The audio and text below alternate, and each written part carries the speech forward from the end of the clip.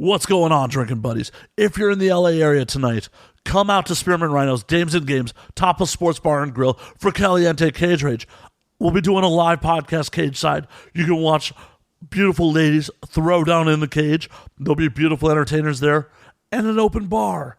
So come on out to 2319 East Washington Boulevard in LA.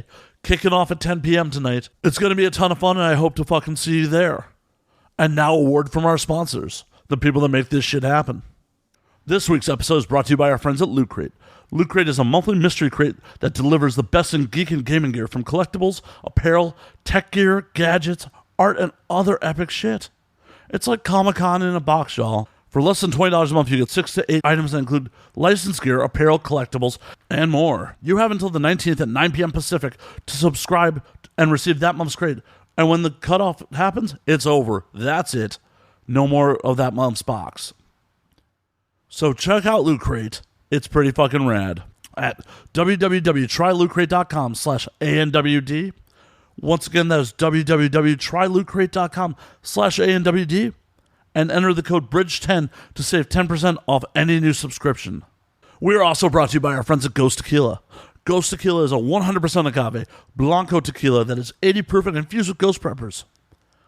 It is fucking awesome, guys. I talk about it every week, and there's a reason for it. Hell, this weekend, it was pretty fucking rad. It was Memorial Day weekend. Ended up at a porn barbecue. Brought myself a bottle, and nothing was more fun than a whole bunch of, beautiful people doing shots of Ghost Tequila, summoning the spirit. It was such good times. Oh, wow. Sunday morning might have been a little rough. That wasn't due to the Ghost Tequila. That was just due to a little overindulgence on my own part. If you're not in one of the lucky states where you can purchase Ghost Tequila, go to www.ghosttequila.com and buy yourself a bottle today. You will not fucking regret it. And last but not least, we are brought to you by our friends at Laughable. Laughable is the #1 comedy podcast app on iOS. Not only can you subscribe to your favorite artists, your favorite fucking podcasts, they'll give you recommendations. Seriously, if you're on iOS, you should be listening to this on Laughable right now. Go to the App Store, download it for free. If you're on Android, it's coming soon. Go to www.laughable.com. Get on the waiting list. The minute it drops, they will let you know. That's it for the sponsor reads this week, guys. Our guest this week is Trevor Keveloh. Trevor is a comedian, Chicago native, much like myself. Trevor, in addition to being a comedian himself, runs the Dojo of Comedy here in Hollywood, which is an awesome room. We talk about that a bit. We talk about some fucked up shit in this one. I didn't know this, but Trevor was almost murdered 2 months ago. He's now decided to turn it into a bit. It's crazy. All right, without any further delay, pop a cold one, guys. Sit back and enjoy the show.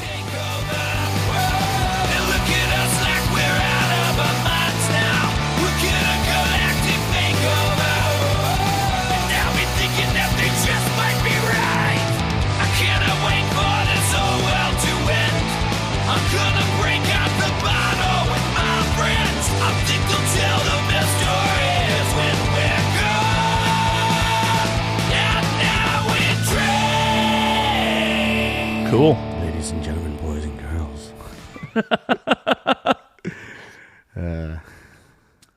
So we're going to just get right into it. Yeah, fuck it.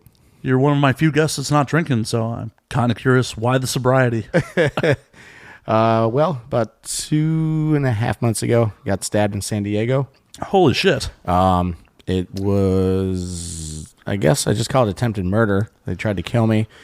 The doctors, nurses think it could have been a gang initiation thing. That's kind of what it's at. And they never found the person. There's no cameras. I was kind of fucked up, so I didn't really have a good understanding of what was going on around me. And yeah, I was. So where were you in San Diego? In a bar? Or? I was actually, I was bar hopping in Pacific Beach, trying to get away from the Hollywood bullshit. And I brought the Hollywood bullshit down to San Diego. See, this is why you don't leave Hollywood, man. Yeah. It's the bullshit you know. Yeah. Yeah, exactly. In Hollywood, I know where to go and where not to go if I want to get in trouble or stay out of trouble. But yeah, it was I mean, PV is a good area. It's fun, but it's fucking crazy at the same time. Well, what I say about anywhere is there's no magic bubble that keeps bad people out of places. That's true. Yeah. It's like, hell, if I was a criminal, I'd go where there's fucking money. Exactly. Why rob my own people? Yeah. Like, hey, white boy's got some money. Did they rob you or just stab you? No, they just stabbed me. That was the first thing I thought. Was they trying to rob me, or if they were trying to carjack my buddy's truck? He's got a nice truck, and I stumbled around, didn't realize what was happening, dropped my phone, and then picked it up and looked around, and I just saw like someone just running in the distance, and it looked kind of like it was as tacky as it sounds, but it sounded like it looked and felt like a CSI episode when you just see that flash running. That's how it was. I was also fucking half in the bag, stoned, and I had some other shit in me, so I wasn't all clear. So Where'd they get you? the neck. Oh shit! Yeah. For the audience at home, Trevor is rocking quite a big scar there. Yeah. That was it was a quarter inch away from the carotid artery. I think that's how you pronounce it. Yep. And the surgeons, the big scar is actually from the surgeons, and they went in and under to heal it, to sew it up, whatever. And I didn't know for weeks what was going on. They weren't very clear with me on what happened because I didn't have my insurance card on me, so they assumed I didn't have insurance, which is a whole nother fucking debacle. That's another bit I'm working on as well. The story from after I get out of the hospital to how I got home was a whole nother fucking story. So it was wild, man. That's crazy. No altercation, no nothing. Dude just tried to cut you with the fucking throat. Yeah. People they've got their own theories on what happened. I'm like, listen, I don't fucking know. I hit on a pair of girls once at one bar with my boy. Who knows if it was a boyfriend or saw it or them? I don't think it was. These girls were chill. They were cool. We left them alone after 10 minutes. Sure you didn't fuck anyone in a bathroom? I didn't. Did you give yourself a smell test later? I may have rubbed one out, but that's about it. Oh, see, that's why the dude knifed you. You rubbed one out in the bathroom, and he's like, fucking faggot? Yeah, he's like, get away, fag. You're from Hollywood. I'm like, no, dude, it's cool, right? It's just about those hot chicks. It's got nothing to do with you, bro. You're actually killing my wood. Yeah, quit looking at me, you weirdo. But keep. Man, that's super fucked up. Yeah. Near-death shit will change your outlook on life real fucking quick. Or, some people kind of just take it and roll with it and, oh, well, I'll be fine. I'm not dead. I can keep going. That's what happens a lot. See, if it was me, I would probably double down on the substances. Like, well, shit. Well, man, I wasn't drinking enough. Yeah, when they pulled my toxicology report and told me the next day, the one of the I think it was nurse, doctor, whoever it was. No, it was actually the mental wellness professional. She's really pretty too. She's like, yeah, your BAC was 0.21, which is halfway to dead. And I was like, bitch, you don't know me. You don't know how much I can fucking drink. Look at me. I'm fucking 250 pounds of Chicago deep dish mass. I can drink a lot more. Right? Chicago's a hard drinking town. Yeah. Just because our BAC says that shit. Yeah. I was coherent to the entire fucking thing. Like, that's the thing. I mean, I don't remember, because I didn't see the person. It was also dark in like the not the best parking lot. But I remember everything from when that happened to when I took the anesthesia in the emergency surgery. This is part of my stand-up now. It's a set I do. I can give you a play-by-play analysis. So I was coherent enough to know what was going on. That was, of course, from the help of some other substance earlier in the evening. Hey, Colombian marching powder does wonders. Yeah. But that sucks, man. Like, that you meet an employed, beautiful woman who's already judging you. Yeah. It sucks. Yeah, it does. Like, goddamn, other circumstances, I could take you out, show you a good time, but now you already have this negative opinion of me. Exactly. Oh, dirty. Did you get her card anyways for professional reasons? Yeah, she did give me a card, and I've been tempted to call her and try to work the angle. I don't remember seeing a ring because I looked. Ring or not, it all matters if she's faithful. That's true. I'm not the one cheating. Exactly. You're not the one cheating. Yeah. It's different cities. Yeah, that's true. couple 100 miles away. Yeah, I think we're good. Different area code, all that shit. Exactly. You'd be good to go. Just call her up and be like, I really need someone to talk to. Yeah, come up here. Come up here. Can you comfort me? You know, I have a lock on my door. I have a private bathroom. It's like, why? What does that mean? I don't know. It's a selling point. I have my own place, kind of. I have a roommate, but I have a door. What? I don't live with my parents. How exactly. About that? It's Hollywood. You never know if someone, there's 6 people living in a fucking studio. Oh, I know. Yeah. No, people come over here to do the podcast and have the same reaction you did. Like, yeah, you actually live in a nice place. What the fuck? Yeah. I was like kind of jealous. I'm like looking at your building like, this is fucking nice. Yeah, everyone's like, the scumbag? What the fuck? Then I walked in. I was like, holy shit. What are you paying here? Too fucking much. Yeah, I bet. Too fucking much. Yeah. Gentrifying this town. It's great. Yeah. I just wish, we'd have some more smog and an earthquake, and then people would fucking leave, and rent prices would go down. Oh, God. That'd be Again, Chicago's catching up to fucking L.A. It is. They just keep fucking taxing people. I think it's the only state, I read this a year or two ago, it's the only state in the country that has more people leaving than coming in. The ratio is that bad right now. Well, yeah. Why? I tell all my friends in Chicago, why are you staying? Yeah. I love Chicago. It's born and raised. Same here. I will happily visit during summer months. Yep. But why the fuck would you deal with fucking winter?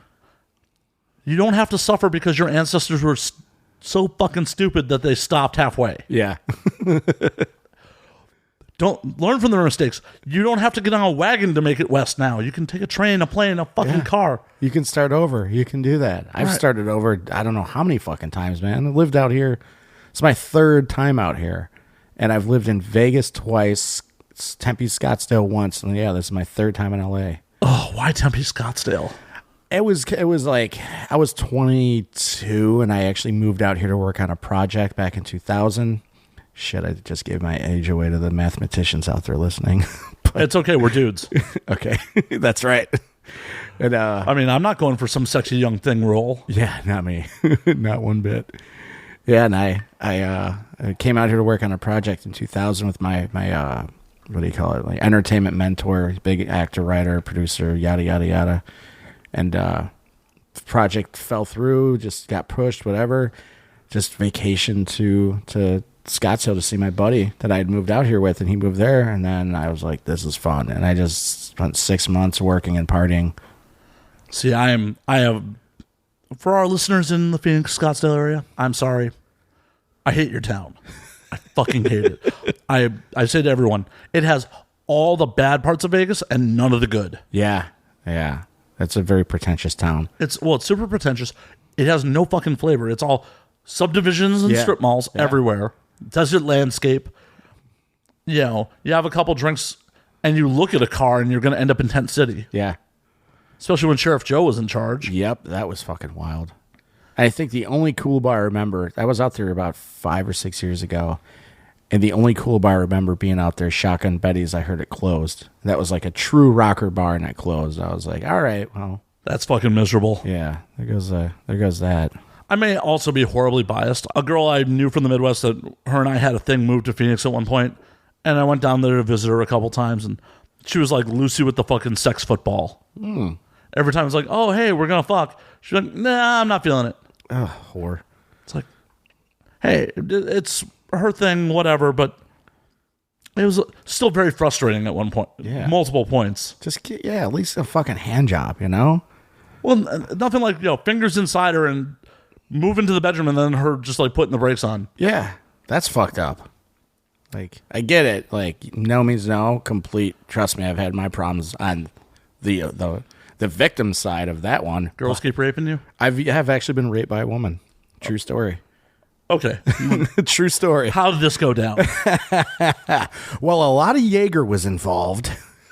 And some crushed up Viagra? What a lot of Miller Lights. I was in the midst of my bar days when I was just bartending, and it was a Sunday fun day. I got kind of fucked up, and I was hitting on this girl who I'd had a crush on for a long time, And she invited me over to her place. I was like, oh, fucking finally. And I heard rumors she was hooking up with my homeboy, and I didn't believe it because it's, rumors are rumors. And it was a big-ass bar I worked at. And I went over there, and we're hanging out, having a good time, and then he just walks in, and her friend was there. And her friend was not, to be polite, not all that. And my homie walks in, and he's just kind of like, he gave me the look. I'm like, okay, so that's true. They're hooking up. So was it like you in a dress walked in, or not that hot? Wow, you're so modest, Trevor. Yeah, let's put it. If you've ever seen the movie Spawn, yeah, she looked like Spawn. Yeah, but blonde. Well, at least she was slender-ish. No. So she looked like the clown. Yes, she looked like the clown. John Leguizamo in horrible makeup. Yep, exactly. And I was already hammered as fuck and started pounding Jaeger in the kitchen. She walks up to me, and I'm literally like straight out of like leaving Las Vegas chugging Jaeger because I was actually going to court in a couple days to find out how much time I was doing for another incident. Okay, we're just piling on the stories here. Yeah, I'd gotten popped with another DUI. How do you get DUIs in Chicago? I got a DUI on a DUI. It's like getting fired on your day off. Okay, well let's finish with your rape before your jail rape. Yeah, it was just so I was trying to drink my problems away, and I was in the kitchen. I just remember looking to the left of me or right of me, whatever, not saying anything to anyone and just saying fuck it. She starts making out with me, and I was like, I'm drunk, and she's like, all right, I'll take you to bed. And I walked upstairs. I passed out on a bed, stripped down, I think, and I wake up legit out of a blackout, like passed out blackout, to this person on top of me blowing me and then just trying to fuck this like semi-hard limp Jaeger dick and just riding it. And I'm just like, what the fuck? I didn't know. I'm looking around. I'm thinking like, this is a weird dream. And then I wake up in the morning or whatever, and I just looked over and I just started trembling. I was like, what the fuck happened? And crawled around her, and I was just butt naked. And mind you, I was in much better shape than this, roly-poly body I have right now. Or as I like to say, I've been 9 months pregnant for almost a year. And I just put my clothes on and went in the bathroom, and I felt like I was going to cry because I thought I knowingly fucked this girl. And I was like, oh. And my buddy's down there, and he just looks at me, and all he says is, it happens. Him thinking I, fucking went like chubby chasing her hogging, and I'm like, no, dude, I didn't want this. I did not say yes. I got Me Too'd like a motherfucker back in 2007. That's kind of fucked up that you're taking a rape better than if you had willingly done it. Yeah. That's a little fucked up. Yeah, it really is. And it's legit. And I made such, when I first talked about it, I said I got a drunken hookup. Because I was trying to cover up the fact that this actually happened to me. Because people look at me like, who's going to rape that guy? I'm like, well, there's a lot of people, you go to WeHo, I'm a hot commodity out there. Once you cross Fairfax, I'm getting dick thrown in my face. You ever go to the gay bars just to get free drinks? Absolutely. There's nothing wrong with the shit. I love the Abbey. Man. Wow, that's still really fucked up. Yeah, it's legit. Yeah. Did you ever see your attacker again? No. She would come in the bars because she had no inkling or comprehension that she forced herself upon me because, there's a drunken basic body with somewhat of a hard on that she was riding. And you were dressed very provocatively, I bet. Oh God, yeah. You just wanted it. Oh yeah, I just had that fucking blackout look on my face the whole night. Yeah, she really. I was coming on to her. And did you check to see if she penetrated you from behind? I didn't get that far. I went home and showered like it was like Ace Ventura, the crying game. No, I legit. I even called my brother and I was like, "Fucked up, man. I really fucked up." He's like, "What's wrong with you?" I'm like, and I told him. He's like, "I'm on my way," and he fucking flew over and picked me up. He's like, "What the fuck did you do, man?" And I was still trying to come to terms with it and figure it out. It took me 6 months to kind of clear through that blackout of what happened to find out, like, I didn't want this. And everyone, like, it was kind of an ongoing joke with my friends and shit. And she'd come in the bar sometimes and, like, sit in my well when I'm bartending. And I'm like, you kind of rape me. Like, it's like a dude, like date raping a chick that's, like, fucked up or passed out or whatever. And then just, like, showing up like, hey, last night was great. It's like, hey, yeah, you're was it marginalizing? Is that it? Rape? Like, huh? Did you ever think about pressing charges? No. Why not? I was one of those people. I more wanted to put it away, but at the same time, I talked about it too much. I just have this pro-con thing with my whole entire life is contrast. So I was like, eh. And I said, fuck it. I'm like, I don't want to deal with the bullshit going through. And then, because I was fucked up, dude, and I was looking at jail time. I was, going to court for stuff like that. They're not going to be like, oh yeah, okay, buddy, yeah, you're drunk and looking to get laid before you went in. I go, exactly, but not with that motherfucker right there. And I was like, fuck this, and now I'm making a bit out of it. I've been writing this story for a while and trying to tweak it together.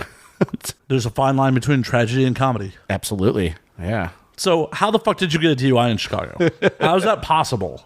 It must have been in the burbs. Mm-hmm. I was about to say, you got to hit something in Chicago proper to get a DUI. Or just piss people off. Or, piss people off. I grew up in a town that was, it's a great town, but they're very strict. Very strict. Good old Naperville, Illinois. Love the town. But the town next to us it's like its little, like a little cousin that just like is like always yelping like, hey, what about me, Lyle? Which is another great town. A lot of amazing people I've met there. Almost all my best friends are from those towns. But I wrong place, wrong time. They ran my plates, and okay, why is this guy out at 1:15 on a Friday? In the middle of July, and it's like pop me again. And I was coming home from work, So how'd you get the first one? I was drinking after work and dropping my friend off who didn't have his license because of a DUI, and dropping him and his brother off. And I got popped, and I laughed about it. And then I got popped again like 6 months later. And I was like, so is this far enough back that you'd had staple holes in your license? Uh-huh. Oh, yeah.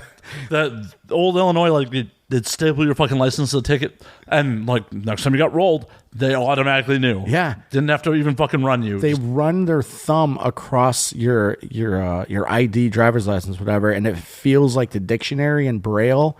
Then you know you're fucked. The cop's like, oh, this guy's trouble. Let's run him. Yep. Yeah, and that's what happened, And I paid for it. I did time. I got popped. Paid my dues. Paid a lot of fines. Were you in Cook County or? No, DuPage. Well, that's a little better off. The Motel 6, yeah. Yeah. It was actually kind of cool. It was like camp, but I couldn't go outside. Yeah. It wasn't that bad, honestly. I mean, I learned my fucking lesson. I haven't gone behind a wheel since, other than maybe a lawnmower. Go-kart occasionally? Maybe. Don't worry. I don't think you can get a DUI on a go-kart. I hope not. Me too. Holy shit, me too. Because occasionally, I'll do some go-karting, flask. Yeah, that happens. More than I'd like to admit. Yeah. Oh, that's fucking wild. Like, I know a couple people that have been popped for DUIs in Illinois, but in the city proper, it just never fucking happened. No. You had to hit something. Yeah, you gotta go out of your way. It's like you have to try to get one, I had a buddy, we left exit. He literally was passed out at the wheel in an intersection. CPD rolled him. They're like, how far do you got to go? He's like, quarter of a mile. CPD just followed him home. Shit. LA, man, they be fucking putting the bracelets on you. Uh-huh. Yep. Fuck, man. Yeah, I don't know. I could count on all of our hands plus 10 more how many times I drove home from the city fucked up when I was in my 20s. I was a club rat, kind of. And never once I'd jump on 55 and haul home to the west suburbs and just fucking stumble in and pass out. And I'd wake up in the morning face down in my clothes with my shoes off, wallet, keys, cell phone still in pockets, and just like, what happened? Well, thankfully the car knew the way home. Yeah. Autopilot's a whole new meaning when you're you know. Oh, yeah. And there was definitely some nights I left exit at like 4 or 5 o'clock in the morning. Yeah. And it's like, I'd have to take the 290 home, jump off, get Maxwell Street Polish. Yeah. Fuck. I remember. Oh, I love that fucking place. Yeah. Like, in the middle of the hood, it's open 24 hours. Like, service through a window. Yep. They're looking at me like, what are you doing here at 5 o'clock in the morning? Like, getting a fucking Polish is what I'm doing. It's like breakfast, lunch, and dinner right there, man. Right. The bone-in, like, whoever invented the bone-in pork chop sandwich is a fucking maniac. Oh, my God. They're so good, but it's like, there's a fucking bone in my sandwich. What the fuck? Who did that? Who does that? Who fucking does that? Fucking animals. So, you've been out here 3 times? What happened with the other times? 4 technically, but 3. First time was a work on a big feature with my mentor. He's a big fucking A-lister now. Can you name the feature? Yes, Run, Ronnie Run. Story of Ronnie Dobbs. Cool. Based off of Mr. Show skit. And then I came out again a couple years later to try and work with him again. And it just, timing was off. The second time I came out here in 2004, I was out here for a while, living out of my car, couch surfing, just trying to figure out what the fuck was going on. And this was before social media, before the interweb really hit like it has. So it was really tough to connect, and stuff. So it's a different beast, a different world trying to get there, and had some ups and downs. And I was in Irvine for a while working in corporate America, then was up in Hollywood all the time on the weekends. And then I just kind of hit that point. I went back for the holidays and got the whole, emotional shit from my family, and kind of was like, all right, yeah, exactly. And I put, so my brother would say, you pussied out, man. I'm like, yeah, I did. I was like, I kind of got sick of living in my fucking car and scraping money together. It's hard to get laid in a car. Exactly, yeah. It's just like a lot of weird fucking beat-off sessions alone in that thing. Ugh. Like, where do you nut? You're like, what do you do? Like, fry container. McDonald's fry container. Oh. Duly noted in case I ever go down that road again. If it ever happens, fucking supersized fries, just fucking... Oh, God, yeah. Shit, huh?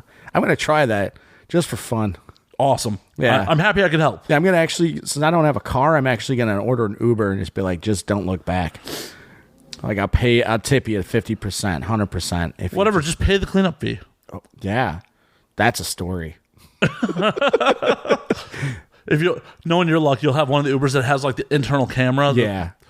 Fuck. If you're making your own amateur porn. Yeah, I'll end up on X Hamster. I'll be like, fat pregnant man masturbates in back of Uber. I'm like, fuck. Like, how many hits did I get? 6. Like, someone owes me fucking royalties, god damn it. Exactly. Hit 1 million, please. Even at a couple cents a hit, fuck. So you end up back in Hollywood. Yeah.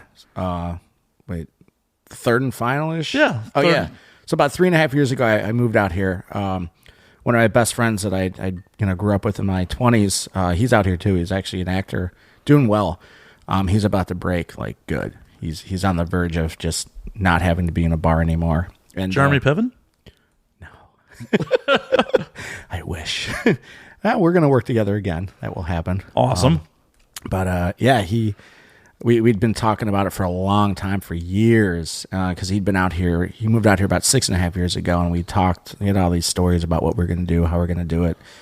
And I just finally, made the plunge because I had a lot of shit happening, like legit, like the 1 month period of time. I think it was 2014. Like, my life came crashing down. But it was like it was a realization that everything needed to end to rebuild. As spiritual or chaotic as you want that to sound, but it was pretty heavy shit that I went through. Bad breakup, lost my apartment, the bar I used to run and love that I've met all my friends, girls I dated, that shut down, and my mentor in the bar nightlife industry passed away within a month of each other. So. It's an eye-opening experience. Yeah, it sounds like a good time to get the fuck out of Dodge. Yeah, exactly. And it was kind of like, the universe, whatever you want to call it, God, whoever you want to call it, or Xenu. Whoa. I know we're right around Scientology, but yeah, there's some very few hard and fast rules on this show, but Scientology. Xenu. Unless you guys want to book me for something, and then hey, then then I'll totally go clear or whatever the fuck I got to do. Yeah, $1 million later. I have $1 million. Fuck yeah! That's what it costs to go clear. Oh, I know. Yeah. And I had my 5-year stint with them. Really? Yeah. How'd you? Yeah, I know. Like all the bad Hollywood cliches. It was before I moved out here. I've had a lot of interesting experiences. So I won't speak too negatively. Yeah, because we still live in Hollywood. Yeah. Everyone. I'm a very do what you want. I'm a very personal choices and freedom person. It's like do what the fuck you want. Oh yeah, just don't fuck with hurt people. That's it. I'm right there with you. Yeah. Whatever you do, you can put whatever poisons you want in your body. You can do whatever as long as you don't negatively affect other people. Exactly. Just and it's not like whatever you don't see. No, just don't fucking hurt people. Right. I mean, if you wanted to shoot up heroin right now in my living room, as long as you're not going to rob me or die on me, go ahead. Yeah. I mean, it won't make for a very good podcast. Yeah. Especially because I don't like intravenous needles, so I may be kind of like, yeah. I just don't like being too sleepy, at this time of the day. I had my run-in with them in Chicago for a few years. I worked for a company that was owned and run by them. Not bad people, actually. Good company, but it just wasn't for me, What is the Scientologist thought process on premarital sex? Oh, they're cool with it. Well, okay. Yeah, they're cool with it. That's some bonus points. Yeah. As long as you're not promiscuous. They have a thing with promiscuity. Never mind. Yeah, exactly. I spoke too quickly. They're not really big fans of whoring around. No drugs, especially psych medication. Can't fuck with that. I thought you were about to say psychedelics. I'm like, no. Can't fuck with that either. No acid. That's big anti-acid LSD because supposedly some chemical that's in it stays in your body forever, which gives you the flashbacks. It does, and it's awesome. I've never done it, so. I mean, allegedly there may be some tabs in the apartment, and we can get weird later. All right. Well, I'll see everyone in like 3 or 4 days. Trevor relapsed. What happened? Acid. What the fuck? He doesn't even do acid. Well. First time for everything. Yeah. That's how you relapse, motherfuckers.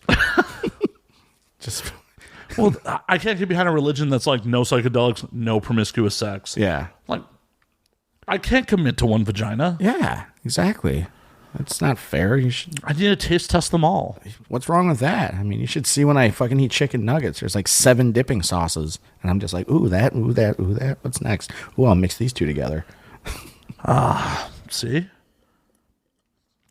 Nothing wrong with that. No, not at all. As long as no one gets any diseases or emotionally attached. Yep. As long as you don't hurt anyone. Too bad. Well, unless they're into it. Exactly. Yeah. Consensual hurting people. Yeah, a little less than that, man. That's fun, man. Yeah. I actually just went to DomCon like a week and a half ago. Yeah? Yeah. Wow. I was down by LAX. I missed most of it. I'm really bummed about it. Like, just scheduling conflicts, and I was sick for half the weekend. But what I did see was pretty fucking cool. I had a good friend of mine. She's out here. When I was out here in 2004, she worked at a dominatrix parlor or whatever they're called up in NoHo. A dungeon. Dungeon, yeah. It was actually very famous. Excuse me. The owner of the dungeon, whatever, the master, whatever. I don't know the lingo, but I guess he was Betty Page's sub or something like that. I can't remember the name of it. Fuck. The Chateau or something. Chateau. It was back in 2004 in NoHo, and it was like in a warehouse area. And I got to spend the weekend there with all the doms, and it was pretty fucking wild, man. I actually found my notebook with all the story. I wrote a story about it, did character development, broke down the characters. So you top bottom switch?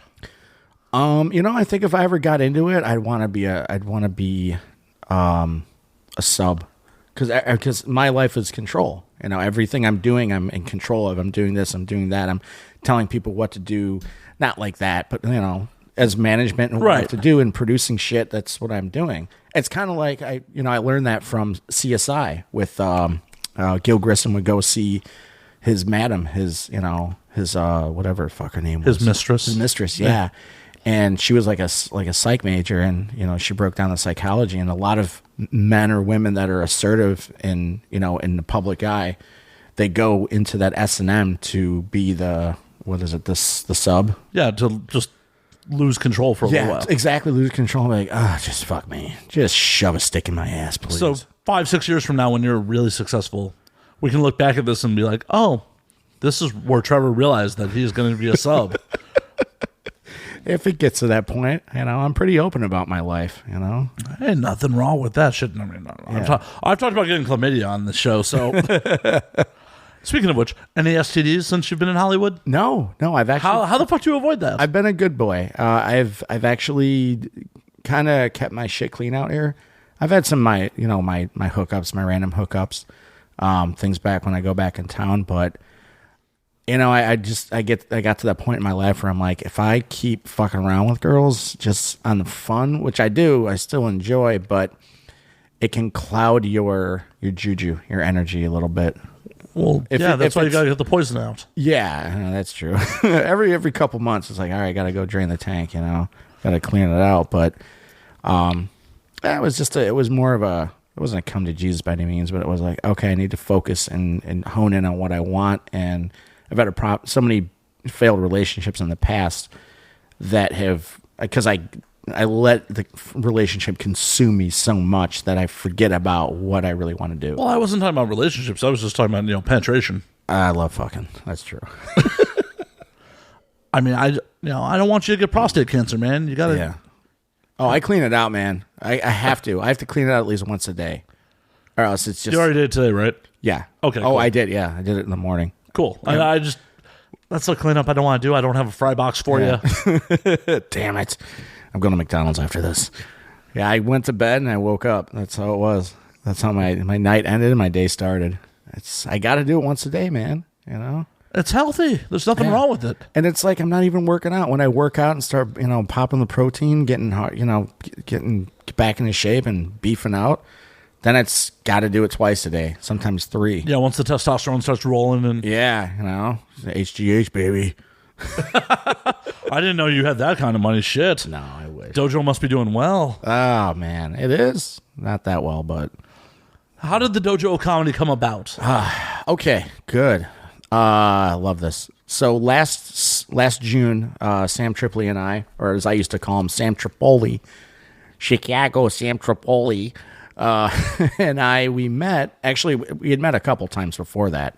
I used to go to the store all the time, and he was always on the late nights and doing the late set. And I loved his work. I loved his bits, and he had an awesome bit about smoking crack with the Tin Man, and we still talk about it to this day.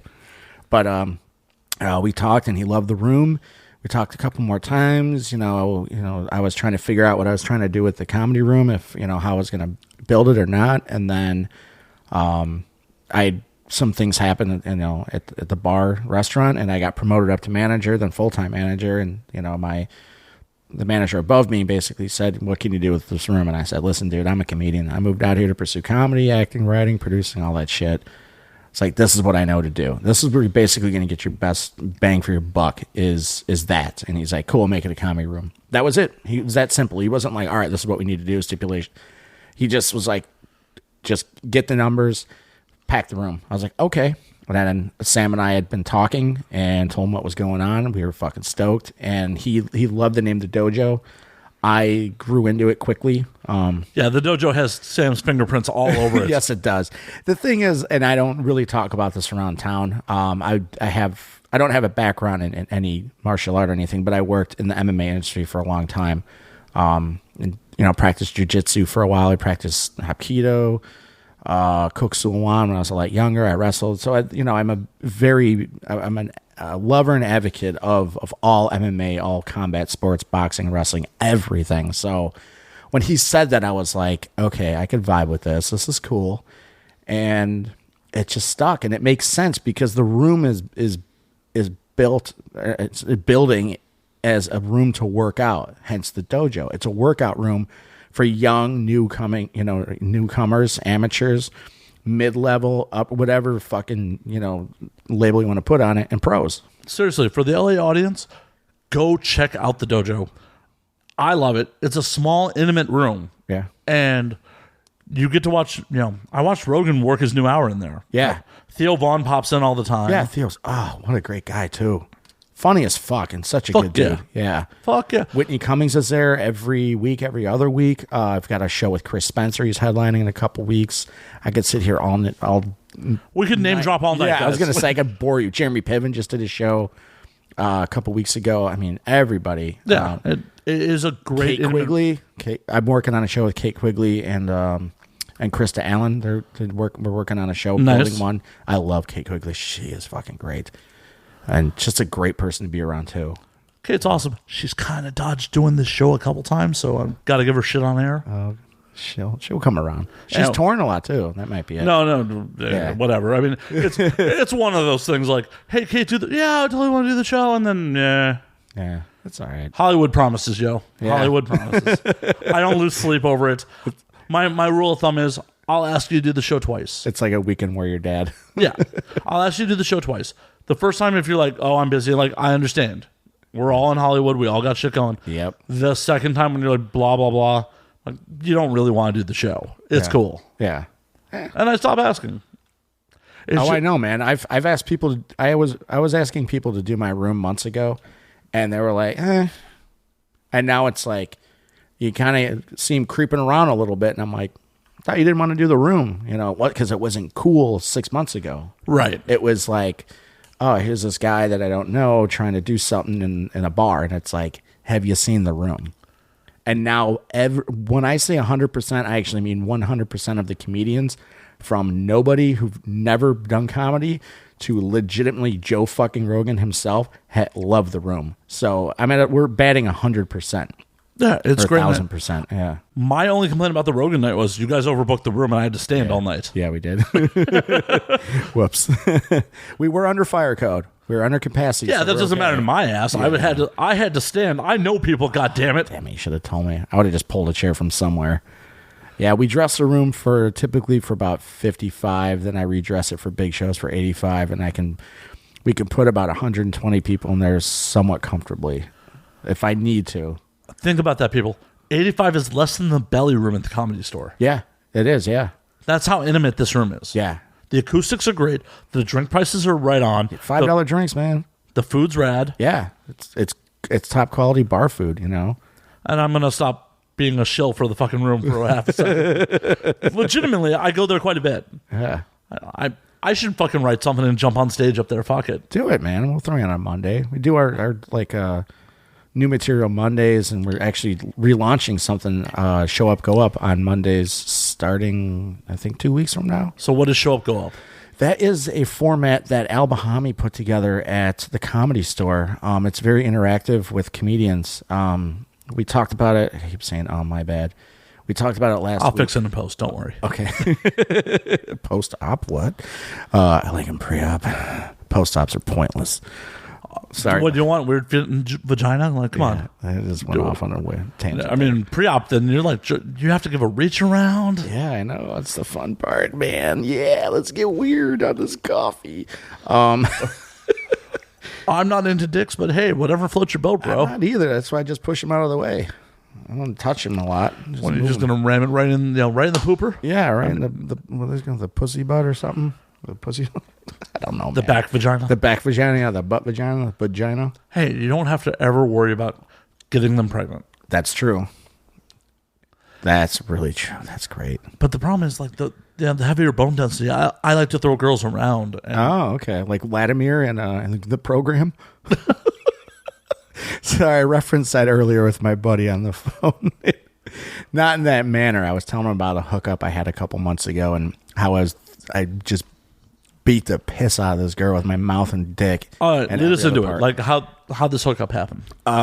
She legitimately hit on me at a bar. And Your bar? No, a different bar, my friend's bar in the area, and I was just... Which bar? Sunset and Vinyl. Oh, so was Cody working?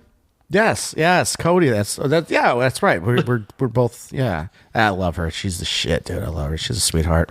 She is indeed. Also a Chicago. Yes, that's right. Yeah. But yeah, I was just minding my own business, legit, not even fucking talking to anyone, talking to the bartender, having a drink. And playing on my phone, and some girl sits next to me, starts talking to me, and I'm just like, what if she went with me? Like, I'm not, wasn't suited to go out and have a good time. And you weren't date ready? No, I was not date ready. How hairy were you? Shit. Yeah, it was just absolute fucking 70s bush. So it's still there, ladies, if you're looking. Maybe it just locked into your pheromones, and that's what she was into. It could have been. She wasn't on birth control, like, because birth control fucks up with the pheromone receptors. I don't think so. No, it does. Oh, it does? Yeah. Oh, okay. Like, birth control puts the women's hormones in a state where their body feels it's pregnant. Yeah. And pregnant women are looking for an alpha male to protect their offspring. Interesting. Where other women are looking for someone to breed with. Yeah. That's why I have much better success with women that are not on birth control, to my chagrin. But yeah, the birth control fucks up pheromones. Like, there's studies done where women get off birth control and are no longer attracted to, like, their mates. Wow. It's kind of like they're in a warp, you know? They're brainwashed into liking the guy they're with. So, ladies, birth control fucks you up. Also, as the usual disclaimer, I am not a doctor. But I played one on TV once. No, I've only played a rabbi. I played a chiropractor, kind of. I do like how we're mansplaining women's stuff. It's pretty fun. No. They fucking hate it. It's like, oh, man, I'm just reading a fucking book like you. I am not mansplaining shit. They know much better than I do. Yeah. They know what they're into much better than I do. Yeah. Believe me, because if I knew what they were into much better than they did, I would be in there more often. Goddamn, that's a good point. Wow, you fucking twisted that and turned it. I love it. Came out on top. Cheers to that one, man. Cheers. Yeah. I'm a lot smarter than I look on TV. Speaking of which, if you haven't watched it yet, you can watch me make an ass of myself on Showtime. Yeah? On The Best in Sex, AVN 2018. We just fucking watched it. I was just like, You were giving me the plug? Thank you. on your own show. Why, thank you. Thank you.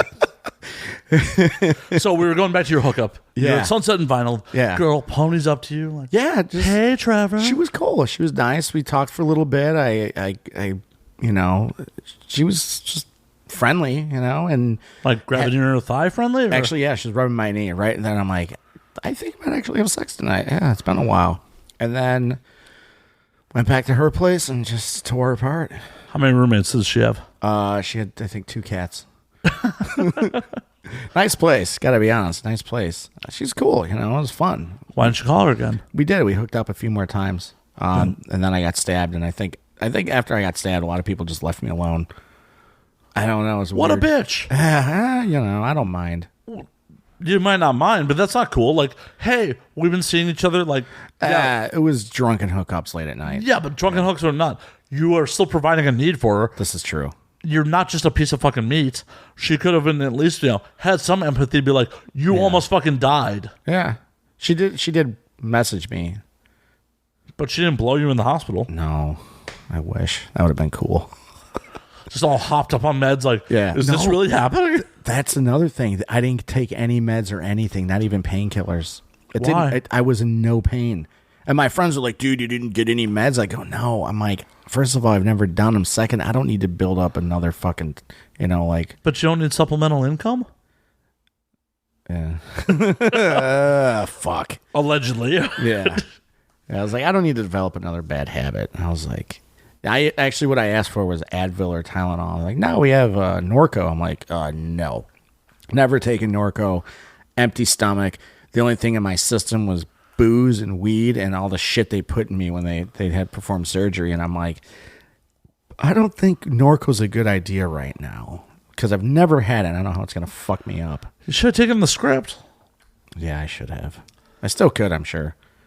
Oh, my neck hurts. Here you go. Here's pills to ease your pain. We are not stating on this show that you should illegally resell pills. Yeah. But we do live in Hollywood, and allegedly that shit happens, especially in bars. Yeah, I've read about it once or twice in my life. Especially, you know, to comedians. Comedians don't like drugs. No, not at all. No way. No, comedians either go one or two ways. Or either like die hard sober or fucking a shit show. Yep. You know, Living proof. Thank God I'm living. no, when Sam did the show, Sam's like, I've been sober for a long time. I'm like, it's so weird. Yeah. It's tough, and you know, it's people that when I told them that I, you know, went clean completely sober, they're like, "Oh, you didn't seem like you're that bad? You had a problem? I'm like, yeah, it didn't seem like it because I would be like that, and then I go out, and then go out, and then go out, and then it's 5 a.m, and I'm, got a fucking 12-pack, or I should say a 24-pack of Coors Light and a bottle of whatever, and God knows whatever else. So it sounds like your only problem was bad taste. Yeah, it was. Well, the Coors Light had to be ice cold to cool my throat, if you know what I mean. So I drink decent whiskey. I'm Yeah. sorry. I'm judging. Yeah. Judging just a lot. My go-to forever was Jameson, so, Well, Jameson's for shooting. Yeah, exactly. Sipping, it's a whole different story, Buffalo Trace or Angel's Envy. Ooh, Yeah. Angels. Have you ever had the Angel's Envy rye? Yes. Oh, it's so good. Yes. So fucking good. Yeah. God damn you. You just gave me that look I'm like, nah, fuck you. I may just have to drop $80 on a bottle in a little while. I mean, I do have a bottle of Weller that's sitting there unopened that I need to tap at some point. Yeah. Let me know how it tastes. Delicious. WL Weller is fucking delicious. Yeah. I really wish that more people had not learned about it. 'Cause the price went up? Yeah, well, it's hard to find. Oh, okay. So Sazerac, Buffalo Trace Sazerac, Yeah. only puts it out on consignment now. Ah. Because Weller is just unaged Pappy. Yeah. Shit. At a $20 price point a bottle. That's really fucking good. Oh, it's delicious weeded whiskey. God damn. As you can tell by my bar, I may drink a little bit. Yeah. Just a little bit. It's a damn nice bar. Thank you. Good selection there. And you saw the selection and you're like, really? This is what you're drinking? I'm like, yeah. You think I was going to be like, oh, Jim Beam? Yeah, so. No. I'm a classy drunk, sir. I was a beam man for a long time. Not since high school. Yeah. I used to shoot the shit out of it. Oh, actually, no, I mixed it. I would shoot JMO, but I'd mix beam. Never the thing for Jack. Just didn't do it for me. The taste just wasn't there. Jack and Coke is amazing. Yeah. But it's also fat sauce. Yeah. Yeah, I don't know. Something about the beam just got to me. That's what I enjoyed more for taste buds. Beam's a little sweeter. It's not bad. But I honestly, my bottom shelf is Maker's Mark. Oh, wow. So okay. Well, I mean, it might be the white trash me with the beam. Because it was like Jim Beam, Miller Lite, Jägermeister. Like, Jesus, what is this? What's wrong with this guy? Hey, you're getting drunk on much better budget than I am. Yeah. Fucking Hollywood, $12 bottle, $12 shots of fucking Makers. Yeah, they're out of their fucking mind here. It's like, 2 drinks, I bought a bottle. Mm-hmm. Yeah, and people wonder why they're, everyone's fucking stoned or popping pills. It's like, well, they can't fucking afford to spend all this money on booze. Well, but that's also because servers make minimum wage here, so they got to pass on that cost onto the fucking consumer. Yeah, the minimum wage is crazy. I mean, it's not a bad thing for people in the industry, but it's it's insane for the people in the industry. Fucking servers in high-end restaurants are probably making more a year than I am. Yeah, they're doing well. Yeah, hey, you make $12 an hour plus tips on your fucking $300-$400 tabs. Uh-huh. That's good money. Yeah, that's pretty fucking rad. Yeah. Even if you have to kick the bar back or whatever, the bar backs are probably making more than I am. That's possible. We got to tip you out 5% at the end of the night? Shit. 5% of 5,000. Yeah, okay. Yeah. Yeah. Fucking A. Yeah. So, have you tried to contact a girl? No. Why not? Just no will to. Just kind of meh. Sex not that good? No, it was great. It was fun. Just meh. Just was kind of over it, a couple times. But I was fucked up. That's the thing. Well, but you're sober now. Yeah, I know. You want to call her right now? No. Why not? I don't know why. Just don't. I promise I won't say anything too offensive. No, I just wouldn't. I promise I won't tell her that you want to raw dog her. Or did. Yeah, I would plug your phone right into the board. The whole audience could hear it. I'd rather call one of my ex-girlfriends than her. Let's do that then. No. I think one of them's with a guy. I don't want to be that guy. The other one I don't talk to anymore because it's shit.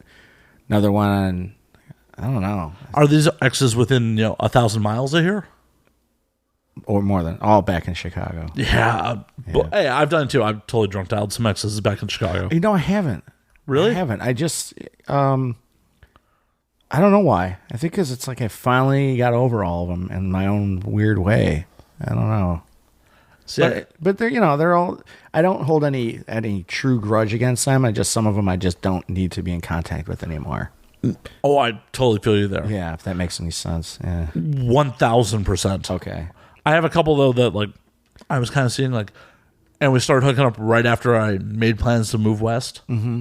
So it was like unfinished business. Like it didn't end poorly. It was like I met you after I already had like sold my place and made plans to move west. Yep. So occasionally her and I drunk dial each other. Yeah.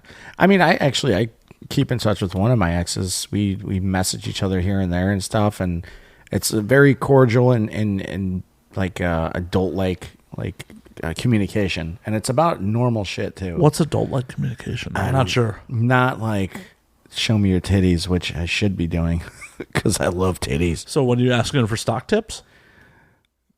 Damn, no, not that. I'm just trying to figure out what adult like communication is. I don't know. I just ask her, Oh, one of them was I was telling her that I was going to be on another podcast, and she was like, "Oh, cool, let me know, link me," because she just got a new job, and she's got a big drive ahead of her, and she's getting into podcasts, and of course, I was like, her friends were commenting. I'm like, get the fuck out of the way, let the fucking man come through that knows about podcasts, motherfucker. And like 3 people had already talked about the JRE podcast, Rogan's, which is like, well, yeah. So it's like, come on, like everyone knows that that's it. And I was like, okay, here's some more podcasts. And I sent her yours. I sent her I was on Mike Tully's Sirius XM like a week or 2 ago. Nice. I told her about, Joey Diaz's, with Lee Syatt and some other people. Church, fuck yeah. The church. And just, listed, Theo Vaughn's and all, it's the people I work with and I respect and I was like, there's a lot. There's a shitload. Bill Burr's got his is great because he's just a crazy maniac sitting in his room. More power to Bill Burr. Yeah. I could not. I have enough problems doing my ads and doing like a pre-roll by myself. Yeah. Like my humor is solely like reactionary to other people. Like the ability to just sit there and like say hilarious shit with no one else in the room. Yeah. Is fucking impressive. I think he's gotten to that point where he actually almost like prefers that. Like he could do a stand-up comedy bit in in an empty room, in his podcast room, and probably absolutely crush. Because he does that one with the undies, me undies, and when he sings that, he's like, this guy's fucking nuts. Like you can't tell if he's drunk or sober. Yeah, hell, even trashed. I stumble through all my fucking ad reads. Like for the audience at home, like when you hear my ad reads, like when they are semi-coherent, that is probably take 10. Seriously, this is a 2-hour show, and I may spend 20 minutes trying to get fucking 3 minutes of ad reads done. Yeah. It's like, oh, hey, check out Gamefly. Like, yeah. The only ones that I have like down to a fucking science because I've been doing them for almost 100 episodes are Ghost Tequila and Laughable. Oh, Laughable. Yep. Yes, I met them. You met Ned? Yes, Ned. Super cool dude. I met him a couple months ago with Sam. They came up to the dojo about doing working together. Oh, that's when they did the fucking Sam show like payable through the app, right? Yeah. And I didn't realize Ned was in town. Yeah, it was a while ago. Motherfucker. It was over 2.5 months ago. It was pre-sobriety. That's kind of where my point is now of time. So when I re-listen to this in post, Ned Kenny, I'm going to text you and be like, what the fuck? You didn't tell me you were in town. I don't have his number. Shit. I have his card at home. Okay. So yeah, they were cool. Like we spit some game, talked about what we wanted to do, and it's like down the road. I was like, yeah, just hit me up, dude. Like that's how I am. Like hit me up if you want to work together. No, Laughable 100% is an amazing app. Like I believe in that product 100%. Like that's why we've been plugging them since like the minute I met Ned at LA Podfest like 2 years ago. Yeah. Yeah, Sam introduced me to them or connected me, whatever. Yeah, it was a good meeting, and it was just kind of like a quick thing. It wasn't like a sit down, but excuse me, coffee burps.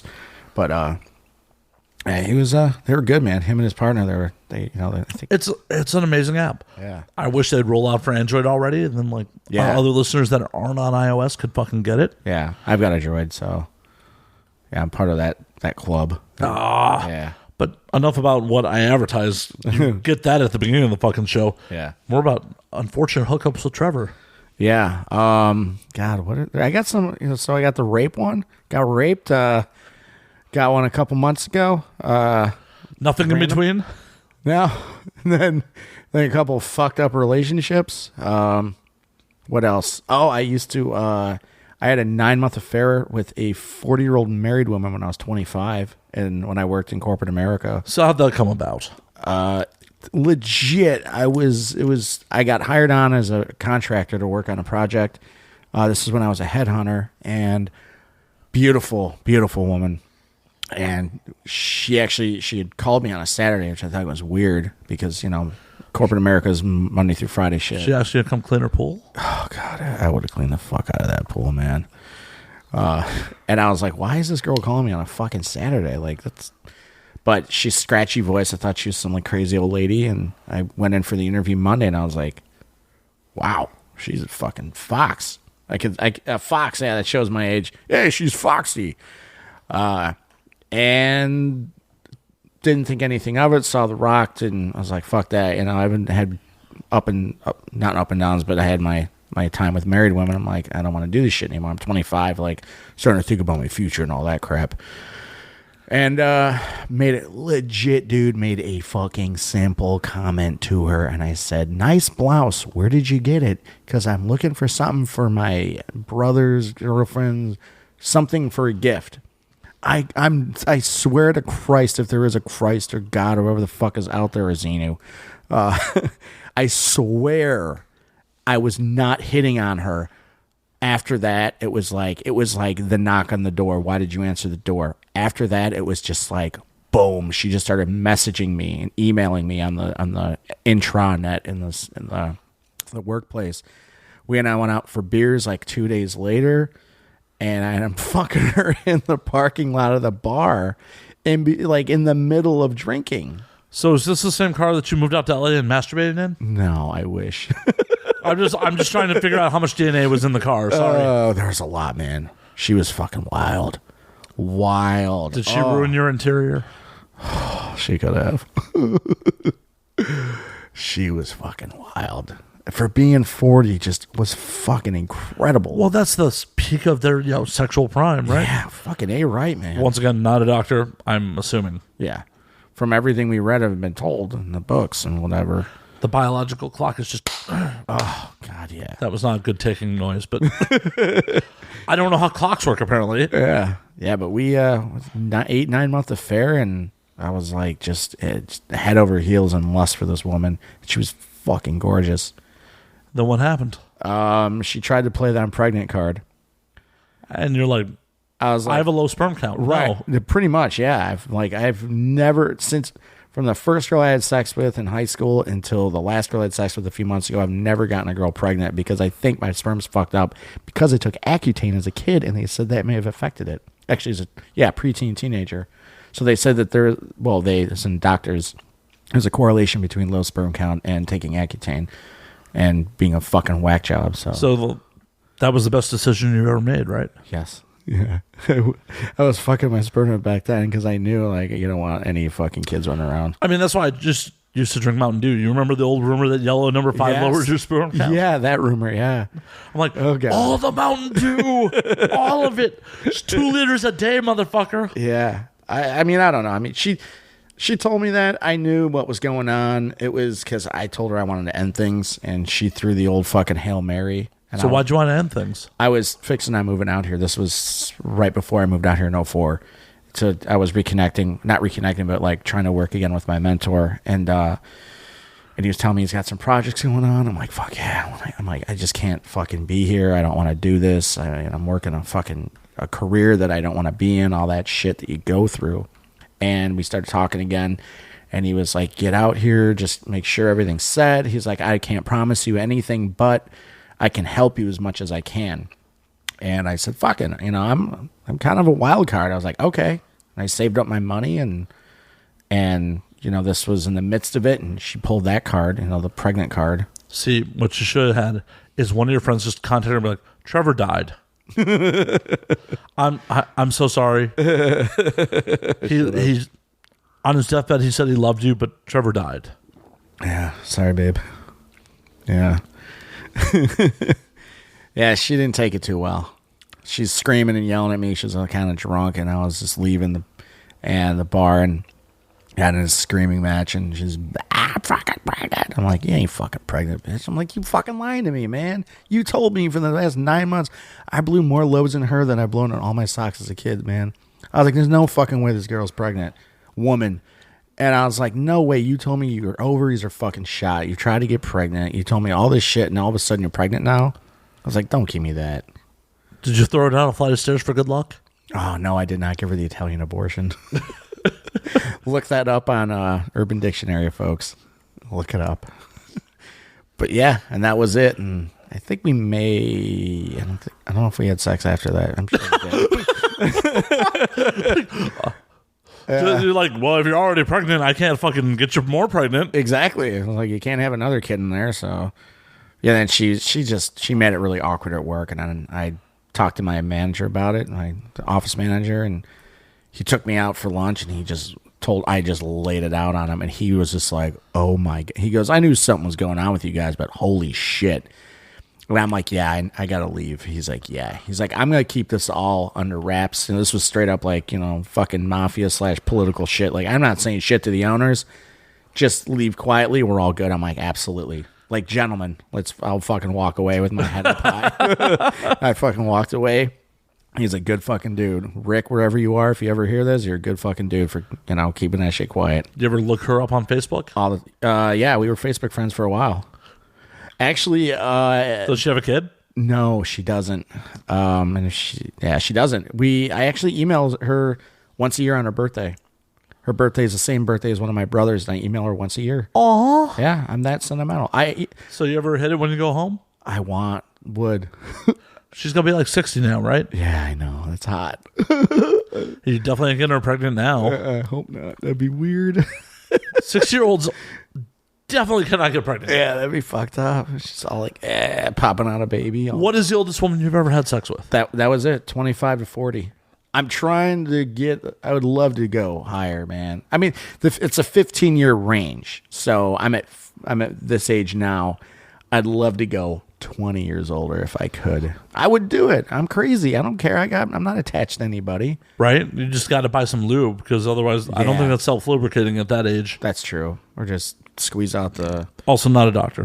Whatever it's called, silicone on their vagina if they're fake. Depends on what kind of... Oh, no, you don't want to pop her tits. Yeah, that would kind of suck. That would suck for everyone involved. Like, The point of having fake tits is to play with fake tits. Yeah. The lowest I went, though, I was 35. I did a 21-year-old. For like a year. A year? Wow. Yeah, that was the one I actually keep in touch with, and then I moved to, what do you call it? That's when I moved out here. We ended our thing, and that was it. She's back in Chicago? Yeah, she's doing well. I support her. She's doing awesome, actually. You sending her checks? You support her? No. I wanted to take a beat for fun. No, she's doing very well, and I think it's awesome. She's on the right track. She's in a career that she's always wanted to be in. I think it's fucking cool. So, because we both are, I'm finally in my career. She's in her career, and it's just strange that we're so... age-wise, we're so far apart, yet we're so on the same track, if that makes sense. Yeah, the most I've done is a 13-year age gap. Okay, that's not too bad. Younger or older? Younger. Well, older, I'm not certain. I hooked up... I don't know how that... I mean, the audience has heard this story before, so I hooked up with a friend of mine's friend at his wedding in Spain. I don't exactly know how old that broad was, and I probably gave her chlamydia. So, gave her chlamydia. Yeah. Oh, even better. She was a horrible human being. Yeah. Yeah. Wow. Jesus. Seriously, who in their right mind? What kind of person the following morning offers to give someone else a ride into town so they can catch a train cross country to go home after a wedding? And then starts slugging our alcohol down. Gets so drunk like 30 minutes before they're supposed to leave is like, I'm too drunk to drive. You'll have to figure out your own way into town. Oh, what an asshole. Like, you're a shit human being. God, what an asshole. Seriously, who does that? Like your best friends, but that's about it. Yeah, but Like when your friend's like, yeah, I'm going to pick you up from the airport, and he shows up hammered. he shows up. Yeah. But he shows up. Yeah. This broad wasn't staying with us. Is just drinking our alcohol in the morning. Like, I'm texting my buddy who's the groom. I'm like, why is she still here? I super regret sticking my dick in her. And she's just drinking our booze. And she had offered to give one of the other bridesmaids a ride into town so she could catch her train back to Barcelona. And 30 minutes before they're supposed to leave, she's like, I'm too drunk to drive. Like, you're a horrible human being. Fuck you, man. Like, you offered to give her a ride, and then you Fucking turd. horrible. Yeah. Like, I regret sticking my dick. Like, I regret sticking my dick in her while I was inside her. I started to sober up. I'm like, why am I doing this? It's weird, isn't it? Yeah, I'm sure girls go through it more than guys do. But it's like the dude that, because we're just absolute fucking Neanderthals when it comes to sex most of the time. It's just like, and then it's like, Well, that I'm sure I've shared the story, but like that all came about because me and one of the bridesmaids were like super flirtatious. I'm like, I'm gonna hook up with this bridesmaid. Then the bridesmaid got so drunk she passed out in some bush somewhere. I got so drunk I passed out on a pool table. When I came I came back to the party and this other girl was like, DTF. Yeah. So I'm like, all right, Okay, I don't know where the bridesmaid is. yeah. I have a similar story, but I was raped. Yeah. But yeah, like I started to sober up like while I was inside. I'm like, why am I doing this? And the worst part about this, the fucking worst, was the following morning. She sent the fucking bridesmaid I was trying to hook up with into the room to try to find her purse. It's like gangster bitch, man. Like, I'm naked under the covers, and like the bridesmaid I was trying to hook up with walks in like, what's her fuck? Can't find her purse. I'm like, what are you doing in my room? Fuck you. Yeah. Jeez. But seeing as I had chlamydia at the time, I'm super happy I did not hook up with that bridesmaid because she is a nice girl. Clap, clap on that. It happens. You win. It happens. It fucking happens. For doing win-loss, you definitely win on that one. I'm very happy that like I did not give that nice lady chlamydia. I'm not ashamed that I gave the horrible person possibly gave her chlamydia. Yeah. And the audience has definitely heard this before, but I had no way to contact her, and she's a friend of a friend. Okay. I called the groom. I'm like, hey man, this is a little awkward. Can you tell her to go get tested? He's like, what? I'm like, so yeah, I came back dirty. Oh, and it wasn't from her. Like, yeah. I was symptomatic beforehand. I kind of ignored it. I thought it was a UTI. Yeah. UTI, that's funny. Well, like, because I had never had an STD before, and it wasn't like, oh my God, it burns to pee. It was just like, I was pissing all the time. Yeah. And mild discomfort. Like, there was no discharge. There was no, like, okay. It wasn't like, oh my God. Like, razors. Right. Yeah. And that's what I was told chlamydia was supposed to be like. Yeah. Otherwise, so I, like a bro, was like, I'm just down in cranberry juice. I'll be good. Of course, yeah. It's funny when girls talk about UTIs. I kind of like cough like, whore.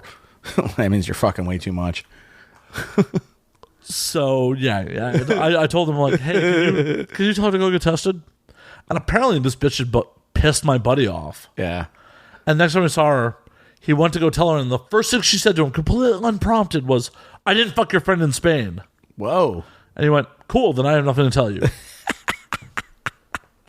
I tried to do the right thing. The right thing may not have happened, but I tried to do the right thing. I like it. And for the record, men are whores too. I don't do that weird like man whore, whores are whores, whatever you got between your legs. There's nothing wrong with it. Whore. Right here, folks. What? Oh, do you want to experience endorphins and yeah, oxytocin? Exactly. You want to feel really fucking good, right? Like without doing shit to your body, putting shit in it. Getting a little cardio in while you're at it. Yeah, 5 minutes is 5 minutes, man. It's a hell of a fucking workout for 5 minutes, or just that weird grunting fuck. You're just like for a few minutes, and it's like you fart from your dick, and then you're like, all right, cool, going back to work. I'm sure I've told this story on there, but like Yeah, I feel really bad. Like the girl I hooked up with in Cuba, like I popped so quick. Yeah? Yeah. Oh, man. So like, it's embarrassing. Like, oh goddamn, like you're hot. I've been in Cuba for 5 days, so I haven't cleaned the pipes. Oh, yeah. I popped so fucking fast. Yeah. I had a hooker in Vegas when I used to go to Vegas all the time and could not nut, man. I was so drunk. But I was like with it drunk, just standard whiskey dick. And she was knew exactly what she was doing, but I don't know what it was. Like, I think like I psyched myself out. And it was hilarious because it was the Hooters hotel and casino. On Trop. Yep, you got it, baby. And I was sitting there butt naked with a bottle of champagne in one hand, the other hand playing with the fucking digital clock, like adjusting the radio, and sunglasses on. I had $100 worth of booze sitting on the counter, and she's just fucking going at it, blown, just sucking away. And I was like, oh yeah. And I fucking cranked the hip hop station. I'm like, fuck yeah, I'm fucking like, I'm the king right now, this fucking place. Mind you, I was not in the cool room because I had actually gotten the presidential suite that weekend, but that night I wasn't in there. So it'd be cool if I told that story that way, but I'm telling the truth here. And hey, there's nothing wrong with that. Like, hey, she was still there. Yeah, she was there, and she was good, and she was fun, and we had a great time, but I could not fucking nut. So what is your thoughts on prostitution? No problem with it. As long as it's safe. I mean, everything else is legal to a certain degree. I talked about this on one of Sam's podcasts. All like psychiatric medication, all that is cleaned up version of street drugs. It's ups and downs. That's all it is, and it's things to balance you out. So, whatever drug it is, it's Adderall is just really clean cocaine. Percocet's painkiller, or like really strong shit is a version of heroin. And that's heroin the thing, makes like, you fucking. That's what some of these drugs do to you. Make you. And that's the thing. Like, if it was legalized and taxed, we would have consistent doses. And people wouldn't die of fucking overdoses when they get shit that's too pure compared to what they're normally used to shooting up. Or shit that's just mixed with... What are they doing with coke now? They're putting fentanyl? Fentanyl? What the fuck, man? What the fuck? Rat poison, I've always heard, or, Baby laxatives. Yeah. Yeah, I've been through that, man. When I first moved here, I was... How many times did you shit your pants? Never shit my pants. I was actually the reverse. I was you constipated. Peed your pants? I was constipated, man. Not enough baby laxative in your coke then. Yeah. Yeah, that was a problem I had. I wasn't pooping well. So back to the prostitution. So how much do you think you've spent on prostitutes? Oh, not much. Maybe 6,000 or 8,000. No, I'm kidding. That's like 5-6 sessions with someone who's worthwhile. No, I did. I've had a couple. Three maybe, 3 or 4, maybe 4. Yeah, that's not bad. No, not at all. That's like one a decade. As an adult, I've realized that prostitution is really only a hang up for the middle class. Yeah. The well-to-do fucking definitely make use of sex workers. That's all they do. Yeah. Yeah. That's all they do, man. I have a really interesting story that I cannot share with some A-list comics and a prostitute. Yeah. It was an interesting night. Yeah. And definitely at like poor and street level. Yeah. They make use of prostitution all the time. Absolutely, yeah. It's only the puritanical middle class that has a problem with it. Yeah, judgmental bullshit. Well, that's the thing. Everyone is flawed in some way or another. I don't think it's flawed to even pay for sex. You technically pay for sex when you take someone out.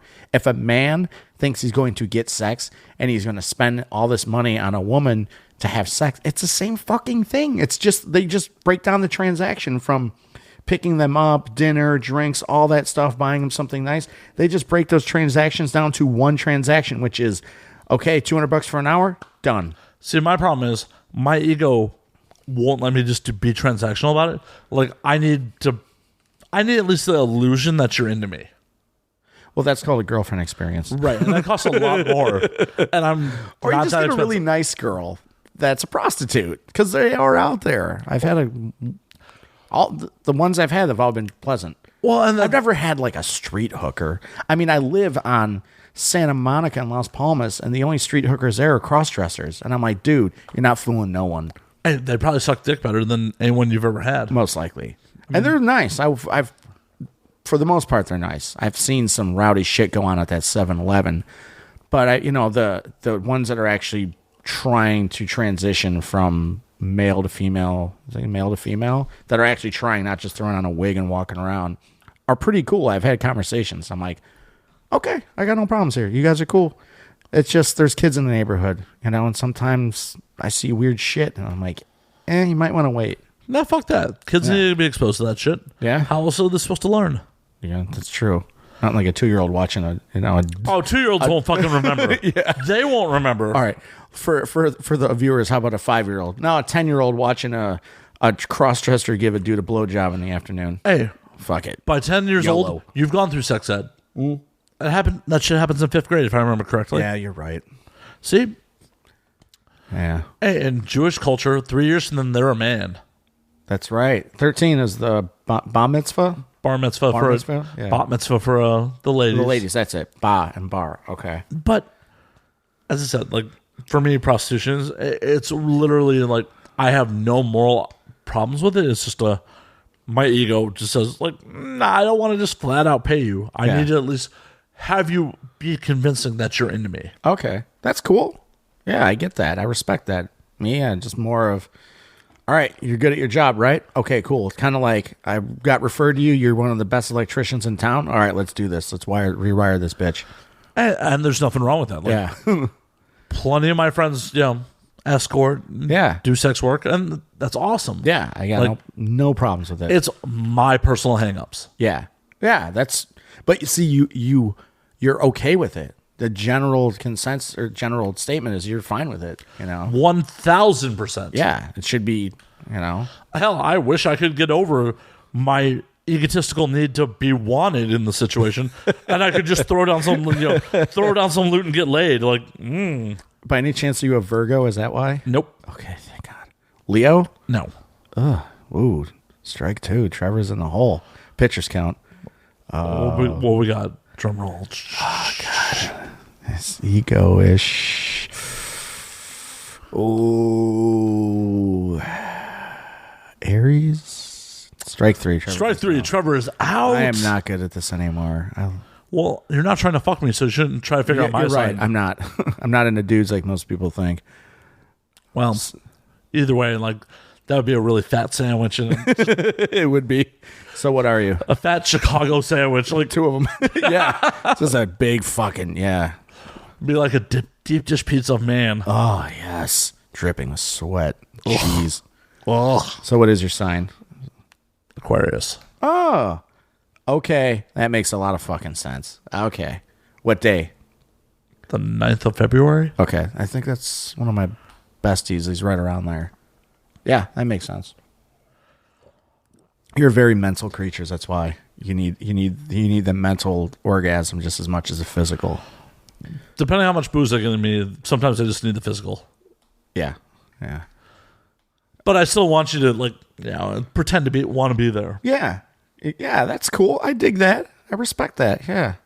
Well, that's the thing. Like with strip clubs, it's like I'm not into like just some girl being like, "Yo, you want to dance?" Like, no, you gotta pretend you're into my bullshit. Yeah. I was known as stripper loving Trey through my entire 20s because I'd been to so many strip clubs. So what? Polecats? Polecats, yes. I was a regular there. I had a couple friends that worked there. Polecats, Atlantis once or twice, but it was, what was the other one down over in the south? Club 390. Yeah, Club 390 and Club O. Oh, yeah, Club O. Club O. I was out in the West Burbs, so it was Diamonds back in the day. Yep, and then if you go into Indiana, the Industrial Strip. Yeah. And then when I was out there a few years ago, it was Scores. I started doing the Scores thing. Oh, in Addison, yep. Yeah. And what was it? Fuck. It was across, this is going way back, off of Mannheim. Heavenly Bodies. Yeah. The bodies. Like, I used to go to the bodies just to get drunk because it used to be like, because you could drink 50 cent domestics. Yes. Yeah. I went there with my cousins. We got rocked off for fucking gourd. The bodies used to be like a mile and a half from my place. Yeah. Okay. I literally would just go there, ignore the girls, be like, I'm not getting a dance girl. I'm here for the shitty buffet and cheap drinks. Exactly. Like, I paid a $10 cover to drink 50 cent domestics and eat chicken wings all night. Yeah. It's pretty dope. Like, This is a bikini bar. I give less than a fuck. Do you remember Shaboom's off of Mannheim and Stone Park? It was in the strip club. It was just a late night bar. And Mardi Gras was open till like 4 or 5. Oh, I remember Mardi Gras. Okay, I've had a lot of late nights there. This is before I fucked with drugs, man. I was just a fucking booze hound. A lot of late nights. Because the girls, it was before Scores. It was called Dreamers, I think, or something. Yeah, like it that. was Dreamers. They would get off at 3 or 4 and they come in for like an hour or two. And you just see this troop of fucking strippers walking in late. And they're just like still in their dance outfit or not, but all just done the fuck up. And it's like, oh shit, here they come. And every dude's just like, and of course 90% of the guys are geeked out on blower rolls, or me, I'm just yacked out on my mind on Red Bull and vodka or Jaeger bombs, and it's just like, fuck yeah. And then you crash. Future problems. Yeah. 100% future problems. Yeah, they clean up Stone Park. You can't do anything there now. They used to have streetwalkers, street prostitutes there. Yeah. Dude, I used to work with a Stone Park cop, so like Stone Park get away with fucking anything. Yeah, they were connected as fuck, man. They were connected. You could do whatever you wanted. All those near West Burbs. Yeah. Oh yeah. Addison, fucking Stone Park, Carroll Stream. Go up to Melrose, Roselle, that area. Melrose Park, Roselle, man. Oh fuck, man. It's like people don't realize what kind of shit was really going down over there. Elmwood Park, fuck. Oh yeah. Dude, I used to I was working with this bar back in my early 20s doing club promotions, and it was all Russians, Eastern Europeans, and I walked in, dark hair, blue eyes, and every single woman there was a blonde. They looked at me like I was like this prize pony because they'd never seen anyone. That's when I fucking took care of myself and looked nice. No, and they're staring at me like, what the fuck is that? They just saw green card. Don't kid yourself. Okay, you're right. They're like, there are no rats in America. That's how it is out here too, man. I have no problem with it. Girl, you want to get married for a green card? Just look me up. I almost got married to an Israeli for a green card like 10 years back. Someone's offering like 15 grand. I'm like, oh, that's good money. Cash? Yeah. Oh, we're fucking in. Let's do it. Fuck yeah. I made my grandma happy too because I'm Jewish. There you go. Yeah. You remember, I don't know if they say it out here. I don't think they do, but Japs. The term Jap. Yeah. Oh, come on. I made that comment to someone out here and they tried to get offended. They're like, oh, how did you say that about Japanese people? I'm like, I'm not talking about Japanese people. I go, you've never heard of Jewish American Princess? Yeah. They're like, no. I'm like, I started thinking, like, is that just a Chicago acronym? No way. I feel like that has to be a New York thing too. Yeah, and there's got to be one out here. It's like, what the fuck? Oh, definitely. Yeah, because I'd gone on a lot of dates with Japs, Jewish American princesses, back in my 20s. In my AOL dating days, in my early 20s, like 19 to 21, 22, I would be in those fucking chat rooms. And there was this, I don't know, someone just said like something Japs, and that's the first thing I thought. I was like, damn, people are just slanging it up in here. And then the girl explained it. And I was like, okay, that's cool. I am actually the last hope for my grandparents to marry a Jew because none of my cousins did. Oh, shit. Or my sister. Like, none of them did, so. Yeah. All right. But apparently the Jewish girls I mean are Scientologists, so that doesn't count either. Fuck. So, Jewish ladies, if you'd like to make my grandmother happy. Yeah. And possibly me. Come get them. Come get them, ladies. If I know any, I'll send them your way. Nice. Yeah. I don't fuck anything, so I don't care. Apparently not anything. You were raped. Oh, yeah, that's true. You have a point. Yeah, that's true. I that way I was also younger. I think I wouldn't. No. Now you're like, I have no weight classes. Yeah, that's the thing. I got to be the big one in a relationship. That's my thing. I can't. It's not going to work. I got to be the fucking the heavy hitter. Not. There's no two. I don't wrestle my weight class. It's just how I've always been. Fair enough. Well, and I'm not saying I need like tiny little I'm like, no, I don't have a particular. I know. That's just me. No, I fucked some larger women in my day. Like, it happens. I have. I'm not so opposed to it as the fact that it's just hard to get good penetration angles. Yeah, that's true. You're trying to just move one slab and move the other slab, and it's like, how are we going to do this and make this work? You know? Right, we're both trying to get off here. Yeah. I got to get tab A into slot B. We're trying to build some IKEA furniture without instructions. Yes. And there are no meatballs. It's so depressing. Oh, the worst. Wah, wah, wah. Not like a good pair of meatballs. Yeah. But I had actually my Vegas, I used to go out there quite a bit, and I used to have a website called Filth Brand, and it was website I created, and I wrote all my stories about all the weird, fucked up shit, drunken stories, basically, I did in Vegas. But I wrote it. I would always write the story the day after, still drunk and or hungover, so it was so pure. And then I edited it up and then posted, and it kind of caught to my friends out in Chicagoland. And then I tried selling T-shirts for fun, and people loved them. And I actually have a few. The rest are wherever the fuck they are. Well, if you got an XL, I'll rock that shit. If I can, I think I might have some laying around somewhere. Nice. But they, then I tried selling a T-shirt, and something happened with the link I was using, and then my website got tampered with, and all the content got destroyed. That's fucking miserable. It was awful because I didn't back up some of it, and I just was like, I can't. I just stared at it like. And I called, text, everything. They're like, your content was dead. And I was like, who would... I don't even know if I have anyone reading this shit. Why the fuck would you want to take down my website? Then it was like, what story in there was so offensive or wrong that someone would want to just terrorize my website? And I was like, huh. Someone did it for the fucking lulz. Yeah, exactly. And I'm like, you know what? Fuck it. I'm like, I'm done. I'm not going to build a website until I want to. Now I'm building a comedy room, so... Much more important. Yeah, I got the upper hand on that one. Fuck yeah. Yeah, now I get to tell my shit on stage. And I have to absolutely envy you guys. Like, I've never had the desire to really be a stand-up comic. Mm-hmm. Once I got on stage for AVN, and I made a complete ass of myself. Like, I've told this story before. Like, I was not planning to talk... When every other movie won, the whole cast went on stage. Yeah. And I was planning to be like, go up with the rest of the cast, standing back. Yeah. They hand me the award, and I'm like, oh shit, I have to say something now. Yeah.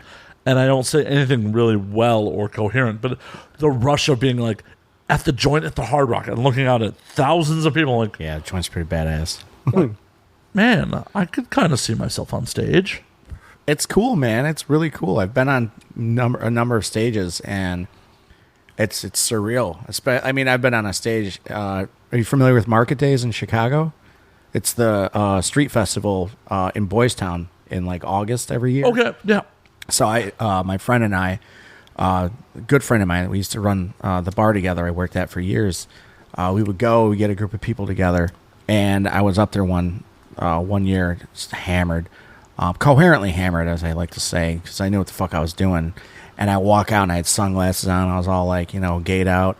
And I go on, and there's like 10,000 people. They was like the crazy numbers because it was a Sunday night. They were like the closing act, and like right in the middle of the whole street fair. And I'm out there dancing, and I'm like banging on like some sort of like makeshift cowbell, just drunk, just like living it. Yeah. Just living it up, man. And I was like, and I came to, and I was Christopher Walken, more cowbell. More exactly, dude. That was kind of like what I played off of.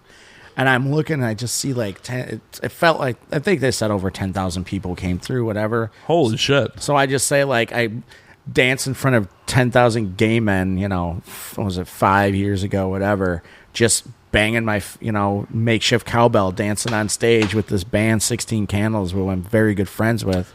Oh, the 90s cover band. Yes, yeah. They used to play Joe's on Wheat Street all the time. Yeah, Joe's on Wheat Street, yeah. So Dave Insolin, he's the guitarist, and he actually helped me book bands at my bar. This is all like Chicago callbacks. Like the whole episode is just Chicago callbacks. If you're not from Chicago, you're like, really?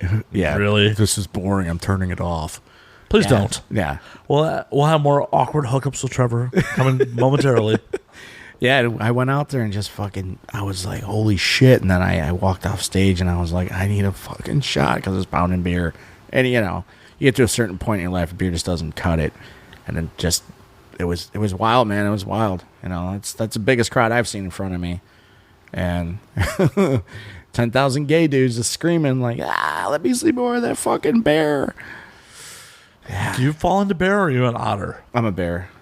Yeah, I'm not that hairy though. That's the thing. That's what I'm thinking. Like, you're not that hairy and you're not that tall. No, I'm like otter bear. I don't know if there's like a midsy of those. I don't Not know. gay, don't know. Yeah, I'll have to look that up. If not, Audience they at need to home, make one. if you know, please tweet us. Let us know. You know, actually, I've been to WeHo plenty in Boys Town in Chicago, and I'm everyone calls me bear because of my just because I'm not too short, I'm not too tall, but I just have that bear look.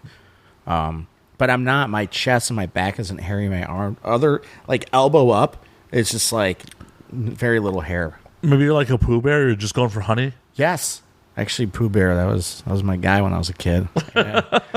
They call me a Pooh Bear, and it makes sense. I'm the king of shitter selfies. So that was my thing for years. I take shitter selfies every morning. People would be like, "Why you send that to me on Snapchat?" Just rolling around with no pants on.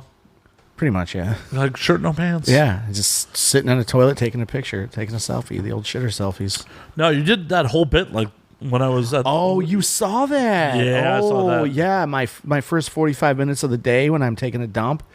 Yeah, I did it's not tech. It's stand-up. It's a work comedy. in progress. Yeah, it is. It's performance art to say the least, or the most. It's the first time I've done that. I wrote that out, and I was trying to break down the set, and I'm like, it's like everybody's doing. I don't want to get into this, like everyone's doing the same thing, but I have my own thing I want to do, and it's not just telling jokes and telling, well, I was dating in L.A. or that Tinder swiping right. It's not for me. It's not my style. So I wanted to show people how I poop in the morning, And we saw. and how difficult it can be when you're after almost getting murdered and trying to figure out your life. And sometimes not everything works that well because you've been sleeping on your side for 2 months and whatnot. It really wasn't cool to leave a pile of shit for the MC to clean up, though. Yeah, my bad, MC. You had to shovel that shit, like bag it like it was a fucking doggy bag. Yeah. Wasn't cool. Yeah, I showed off my toes. People in the front row, I'm like, see, because I got my toenails painted. 14 years this November it'll be. What started that trend? It is actually it's been going on 14 years this winter. I was with my niece and we were hanging out and she wanted to paint my toenails. She was super young at the time and she painted my toenails and she did a great job. She was really young. It's 4, 5, 6, 7, 8 around there, 7, 8, I don't know. And we joked about how it was the quietest she's ever been in her life. And I would always say that. And then a few months later, my sister's pregnant with her son. And my sister couldn't, go to nail salons and stuff because of all the fumes, because it fucks up the breathing and all that stuff. And it Sounds like the kid's problem.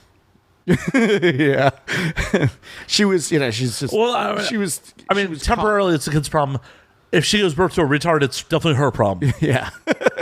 No, he turned out well. Thank God. Like, well for Chicago or well for the rest of the world? Well, for the rest of the world, yeah. Oh, good for him. Yeah, he's a good kid. But yeah, so she's like, I can't get my fucking toenails painted. She's getting, she's pregnant, pissed off. So my niece and I, we got our toenails painted again. So that became our thing, was we get our toenails painted, and I just kept doing it. So It's going to get really weird when she turns 18 and, like, anal bleaching is your thing now. yeah, I haven't done that, man. I thought about it. I'm like, maybe I should get my butt hair pulled. Get it waxed? Yeah. Like taint and asshole waxed? Yeah. Yeah. Right now it's just so out of hand. I'm like, I wanna fuck around with some chick and just be like, what do you think? Pick through that, find it. Find the field mouse. Oh. It's waiting for you, sweetheart. Your pubes should never be longer than your dick. Yeah, that's bad. Yeah. Yeah, I mean, you got a mini dick. Like that would suck. Like a little baby bird poking through the nest, Yeah. waiting for mama bird to feed it some worms. Chirping. Oh, man, that would suck. Yeah. My balls are huge, though. That's the other thing. Can cancer or just No, just big fucking balls. Every girl I've dated and a lot of girls I've fucked around with, they're like, Jesus, you know. So you have the kind of balls like in Missionary you vapor lock? Yes. I bartend, or my buddy, he bartends at the bar, and we do a lot of gay shit because it's funny. And he came up behind me months ago, and he just like, you know, kind of cock slapped me from behind. So ball slapped me, I should say. And he fucking hit the balls, and they were just hanging. And he's like, "Oh my God." And he's like, "You have fucking huge balls." I'm like, you know. You ever gonzo a motherfucker? Like, just go dick down, balls over their eyes? Ooh, I haven't. Fuck.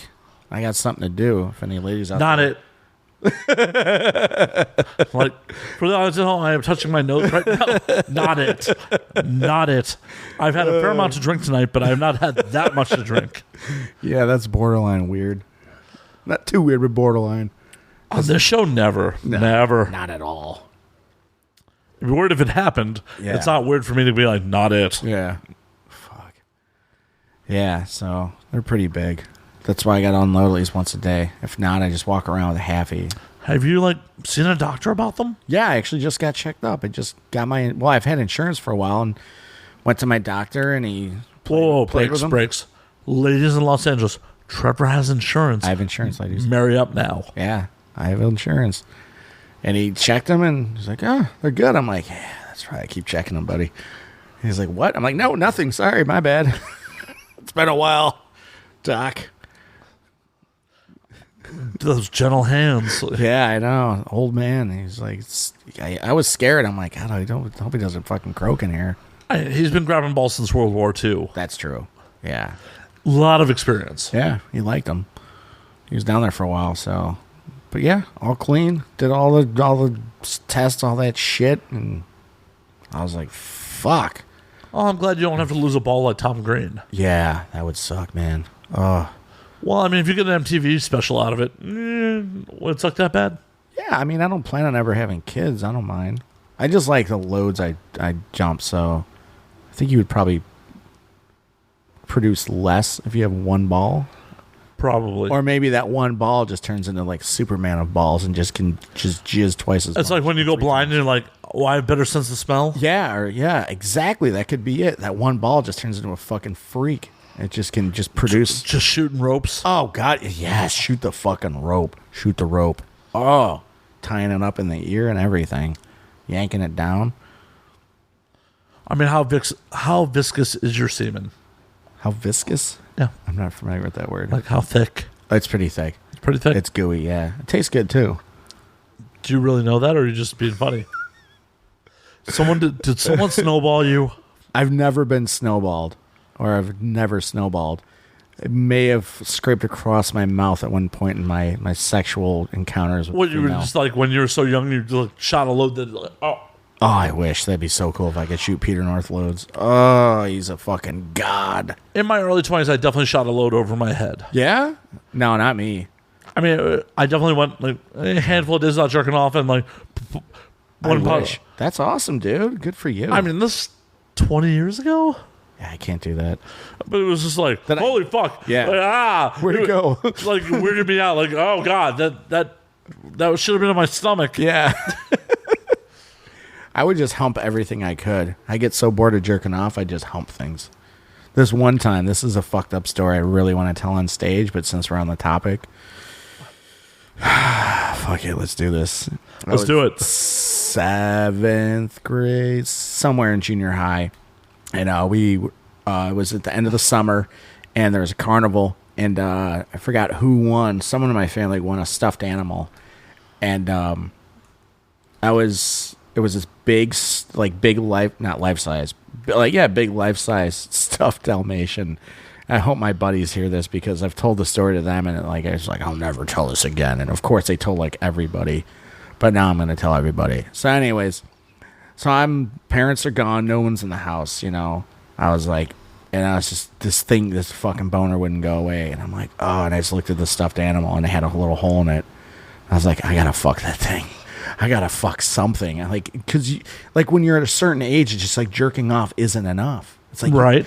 I could jerk off a few times a day, 3, 4, 5 times a day. It's not enough. I need that I wish fleshlights were invented in the 90s. Yes, I need that simulation of having sex and just like humping something like an animal. So what do? I fucking hump a stuffed animal. And I'm sitting there just fucking it, and I think I fucked it maybe 2 or 3 times that weekend. I can't quite remember, but I take it out and I like put holes in it more so it looks like it's damaged. So I put it out on the curb because it was a weekend, and our garbage man used to come on Sunday nights. Monday mornings, so Sunday night was garbage night. So I was all like had it all prepared. So I took it out Sunday night, left it there. But I didn't realize, I didn't realize that Monday was a holiday. So the stuffed animal's out there, and somebody in my family brought the stuffed animal back in, and it was like the victim, and it like I had to look at the stuffed animal again. I'm like, as collecting flies, and I was like, oh man, I fucked this thing all weekend, and now it's back in my house. Like shit, it's like I just thought I got rid of her. Like it's like the ex-girlfriend that won't go away. Exactly, and I've had a couple of those. In high school, none of you listening that are adults. No one in Hollywood that I've recently hooked up with. Yeah. I love you all. Yes, you're all sweethearts. And please come to the bar and spend money. Yeah. This is a stuffed animal. I had to look at this fucker in the eye, and I was like, how do I get rid of it now? Did you set it on fire? I ended up finding a way to throw it out. I think I waited till the next week, and I dragged it out like a body, and I threw it in the trash. Like I made sure the garbage man was there, heard the fucking Transformers fucking, and dragged that thing out and tossed it. And I was like, oh, it was all fucked up or something. You're like, I gotta get rid of my DNA. Yeah, exactly. I was like, I don't need that floating around. So yeah, I mean, I fucked a stuffed animal, and I'm sure there's plenty of other guys that have done it that don't admit it, and I'm sure there's plenty of women that have done it that don't admit it. So I don't give a shit. When you're young and your hormones are fucking racing, it's like, the shit clouds your fucking vision. Like all thoughts they're not coherent. It's like, I just need it not. Yeah, really. It's just like you just can't. It's like, and it's. I still get like that, just not at that level. Like I've got, like I said, I gotta unload once a day. If I don't, I'm just a little, kind of got a twitch in the eye or something, or neck twitch, and it's like not all there today. You definitely don't need a neck twitch with it. Yeah, I don't need another neck twitch. No. I've had one is enough. One bad one. Jesus. Yeah, that was my Dalmatian story. So I told the story to 2 of my buddies back in Chicagoland in the burbs, and they fucking died, and they were dying. And then one year for my birthday, they gave me a stuffed Dalmatian. And did you fuck that one too? No, I thought about it. Why didn't you? It was too little. It felt weird. You don't like him petite? No. I'm not that Hollywood. I like something in there. But yeah, they gave me a stuffed Dalmatian, and Trevor's like no thigh gap. Yeah, no thigh gap. No thigh gap. No.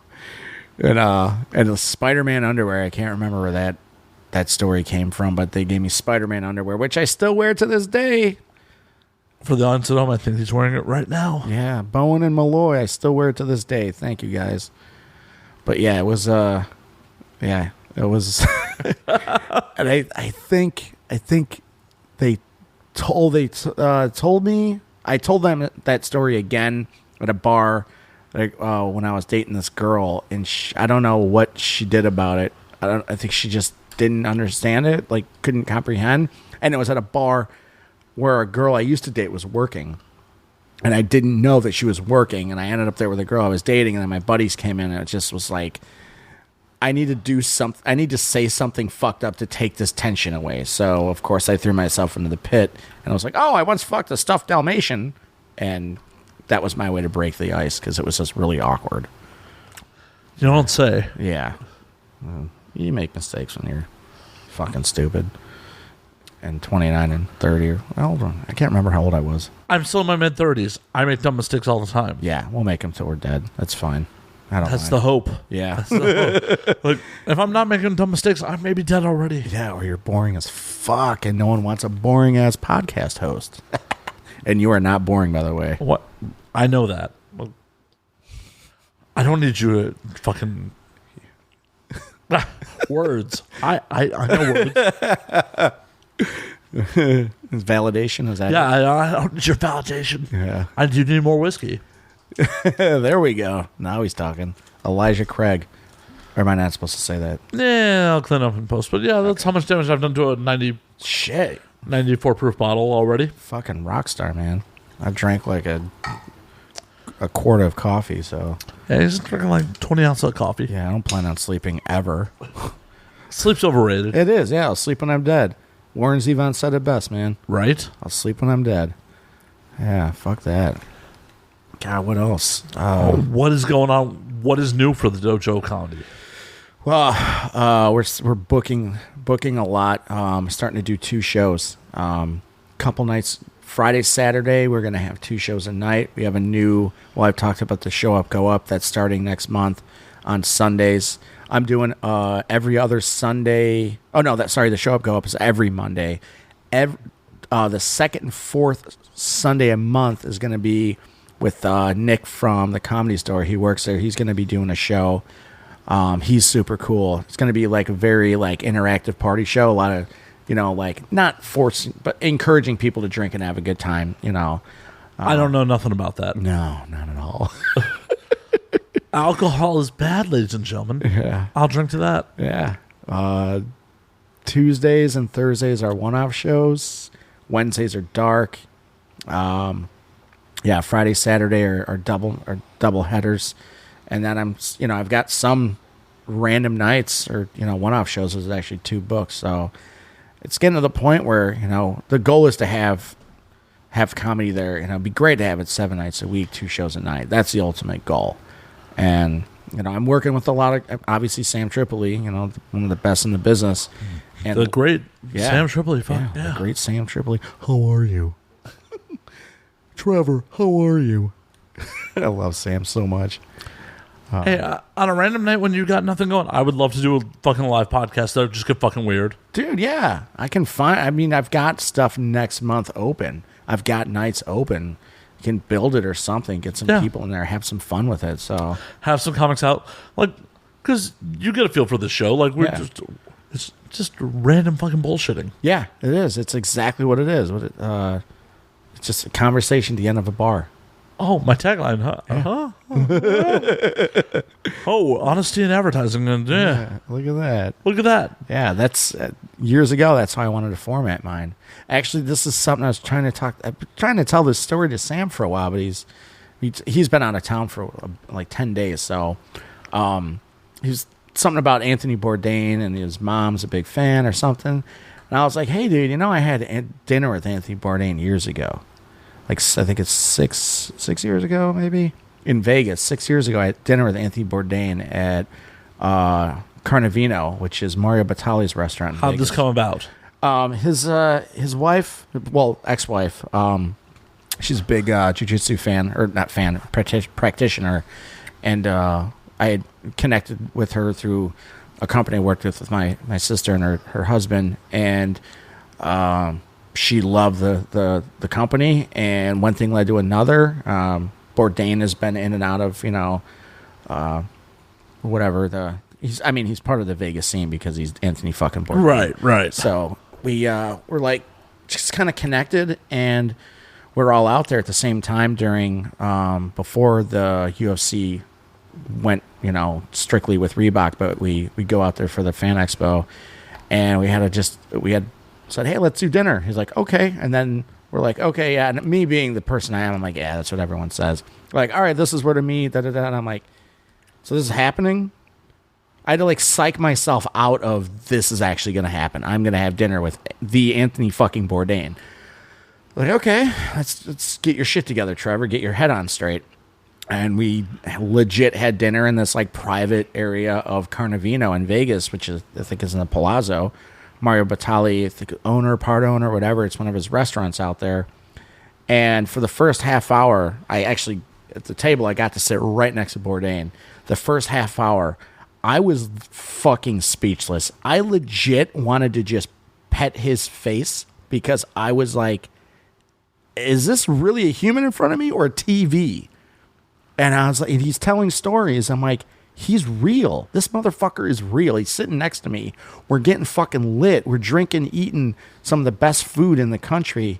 And I'm like, is this really happening? Yeah. And then after that third or fourth JMO Rocks, I started to kind of wake up like, wow, this dude, Anthony fucking Bourdain, when he talks and you listen to his story and you like zone in like that and like pay attention, he gives you the same exact respect. He duplicates that. He reciprocates that. That's fucking awesome. Yeah. That's what makes him such a good host, is he's so interested in what you have to say. Oh, good host should be. Yeah. Unlike me, who I'm just literally just waiting to say what I have to say next. Like, oh, you're talking, cool. Yeah. All right. All right. No, I have a story. No. Yeah. Yeah. Oh, there's me self-deprecating for no good reason. Yeah, it was pretty dope though. He's a cool fucking dude. So, and his then wife, she was very cool. Yeah, it was a great time, and I was like, I still, I couldn't believe it, and I wrote the story, and people read it, and they're like, "That's fucking wild, man. That's wild. That you actually happened." I'm like, "Yeah," and the story went viral for a while, and it was really cool, and got some good press out of it. That was before I was really indulged in the stand-up comedy. I was focused more on writing. I was writing for a couple of different websites, so that was kind of nice. What sort of stuff were you writing? I was writing some, content. I'd been hired by a couple of companies that I was actually I didn't tell anybody about, but I was writing like content for their websites to help like just build up stuff, beef it up. Stuff on the side. My own personal website, I was still in not in progress, but was still active. And I focused on that because I didn't want to blur the lines and write for all these different websites, and then they're like, oh, this guy, well, I read his website and he's talking about getting drunk in Vegas and fucking hookers, and then he's writing for this website. I didn't want to blur that line, so I kept very quiet about who I was writing for, and it was just kind of on the side and shit. So, but yeah, it was fun. I've been writing for a long fucking time, man. Nice. Yeah, I found some of my old shit that I wrote when I was like 20. And I was like, damn, this kid's fucking crazy. I was like, who wrote this shit? This kid's fucking out there.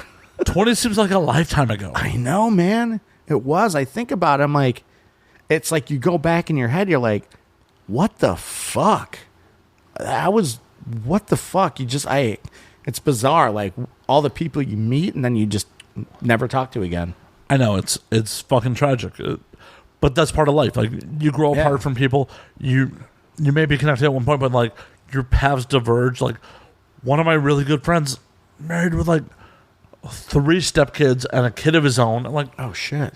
Love you to death, homie, but we have nothing in common. Yeah. I know, man. I know. It's tough. We can't relate to each other's lives in any way, shape, or form. Yeah, I think that's why some of my family doesn't talk to me. Not just because I'm an asshole, but because it may have a little to do, probably. To do with the asshole part. Yeah, fuck it. Hey, I'm honest as fuck. That's why. I'm too fucking honest. Not everyone likes that. But, in Hollywood, nobody likes that. Nobody likes that, no. That's why the shit I do on stage, literally, and figuratively, is I take heat for it sometimes because it's a little too out there and open, and I'm like, well, you got to throw yourself out there. I'm not going to sit there and woo the crowd with some bullshit. I'm going to just tell them what I know, what I feel. Well, and I'm right there with you. I feel like one of the things the listeners in the show engage with is the fact that I try to bring them on a show. Like, yeah, how many other podcast hosts are like, yep, got chlamydia, gave it to some people. Yeah. Random hookups happen. Like, people they smell bullshit and they don't want it. Yep. People want honesty. They want to know what's really going on. Exactly. They're sick of the bullshit. They're sick of what they're reading and seeing and hearing in the media every fucking day. Yeah, what's polished to a fucking shine for them. No. Raw and uncut. Yeah. That's what we're really about. Yeah, which is so nice that we haven't talked about politics because I think that's big pile of fucking turd. Steaming turd, I should say. All of it. Not one side or the other. I'm one of those fucking weirdos. It's not weird. Yeah. It's just open-minded. I think people hate me for that in this town especially. They just, like, demand me to take a side so they can love me or hate me. And it's like, no, you don't get that. It's all fucked. Yeah, exactly. I keep trying to, like, holler at Australian Instagram models so I can get a way out. I got a few for you. I think the Coffee Sisters. They're like these, they're like beautiful surfers. I think they're like big, like professional surfers. Yeah, I can't surf. Okay. I just need a drunken Australian girl who wants to marry a scumbag American. Actually, one of my bartenders is Australian. Why have we not met? You can meet her soon. She's a sweetheart. Biblically? That's up to her and you, of course. Well, obviously her. Just her. Just her. Yeah. I'm easy. I'm super easy. Yeah, me too. Hashtag. Hashtag easy? Yeah. Hashtag easy. That's how you combat it. I mean, I'll make sure your cooler doesn't pass a health inspection. Yeah. Oh, that's funny. Shit. I'll leave DNA everywhere. Yeah. Oh, man. Yeah. Not the best human being. I'm not the worst. Oh, but you're the most honest. I wouldn't even go that far. All right, one of them. You're up there. You're in the upper echelon. What the fuck's the point of hiding it? Like, Yeah. the show is not that long. Why be ashamed of who you are? Exactly. I never got it. It's like we're only on this rock for a certain amount of time. It's like, and in the grand scheme of things, that ain't a lot of time. No, in geological, time is a blink. Exactly. It's a fucking blink. Yeah. It's like, it's just, I've been having this conversation with a lot of different people, and, religion comes up and theory and afterlife and all that shit. And I'm like, this is my really fucking basic motto. This is what I think personally. I don't fucking care about what anyone else thinks, but we are not on this earth to know where we came from or where we're going after we're dead. We're just here to be good to each other, maybe make an impact if we can, and keep the civilization going. What happens after we die is what happens after we die. Whether you believe you go to dirt and turn to worms, or whatever the fuck it is, or you go to the pearly gates, or you go to the fucking, you go hang out with a bunch of 13 strippers or virgins or whatever the fuck it's called. Who wants 23 virgins? That is so much work. Fuck that shit. That is so much fucking work. Fuck that. I don't want to spend eternity being like, that's how you suck a dick. Like, I don't want one virgin. I don't want shit. I want to just, I don't fucking know what happens. I want to know. Have you ever taken anyone's virginity? Kind of. Kind of. How does that work? This is anal virginity doesn't count. Yeah. This is, well, technically yes, but in the actual performance, no. It was both our first time in high school. Right. God, I hope she listens to this because we still keep in touch. Tag her in it. She's a sweetheart. I think she just got married too, but she's awesome. She's still sexy as hell. And we're both of our first time. We didn't know what we were doing. I think I had a condom. I put it on, and I think I put it in her a few times, and I wasn't sure. And she gave me that awkward look, like, I don't know, like weird. And I'm like, I don't know. Like, what are we doing right now? Right. I'm like, I'm used to stuffed animals, not actual human beings. With no condom. I raw dog stuffed animals. Oh, yeah, I raw dog, motherfucker. I raw dog stuffed animals, motherfuckers. And it happened a little bit, and then we just stopped. And then I actually think I asked her for a hand job or blow job, and she, she didn't get mad, but she was like, you don't ask for that, I just give you one. I'm like, I don't know. I'm young and I'm still full of cum. Yeah, I'm like, I watch porn all the time. That's what I know. Like, there's no one out there teaching people how to have. There are probably now, but there's no one. Probably I know not. Of. Yeah, there's no one out there teaching people how to engage in sex in a fluid, I don't know, like non-piss off the other person way. Like, this is how, if you want to have sex with someone that you want to have sex with, this is how you do it. There's no one coaching. There's no, like, teenage sex coaches. No, not at all. And there shouldn't be.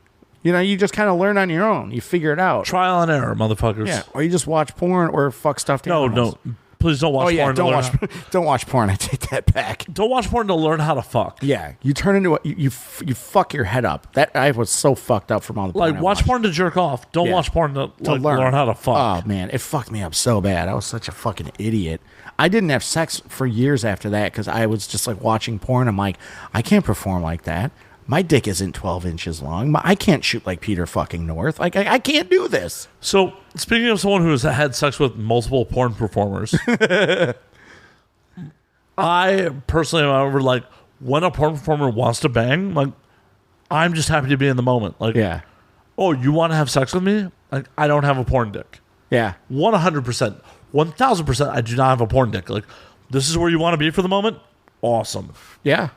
But and I feel like that's a good lesson for anyone. Like, hey, whatever, like, hang-ups, issues you have about your own body, when someone else is like, I want to get naked with you, embrace that. That's really cool, isn't it? Yeah, it's really cool. Like, you may not be Johnny Sixpack, but if a woman's like, I want to get naked with you, be like, don't be self-conscious. Yeah. She wants to get naked with you. It is cool, yeah. Unfortunately, it's been a lot of dudes lately, so... Then again, it's because 80% of the comedy community thinks I'm gay. So, hey, fuck it. Hey, whatever it takes to get ahead. Hey, you know, there's to get ahead or get ahead. Column A, column B. Then again, I talk about like my ultimate goal is to get, you know, be the middle of a bukkake of 30 trannies. So, I could probably make that happen for you. Really? Sadly, yes. Sadly, I could probably make that happen for you. Wait, you can't call them trainings anymore, right? Everyone just keeps like saying what you can and can't say, like rewording things. You can say whatever the fuck you want to say. Yeah, what's up with that? Like, I don't. That's something I'm trying to wrap my head around again.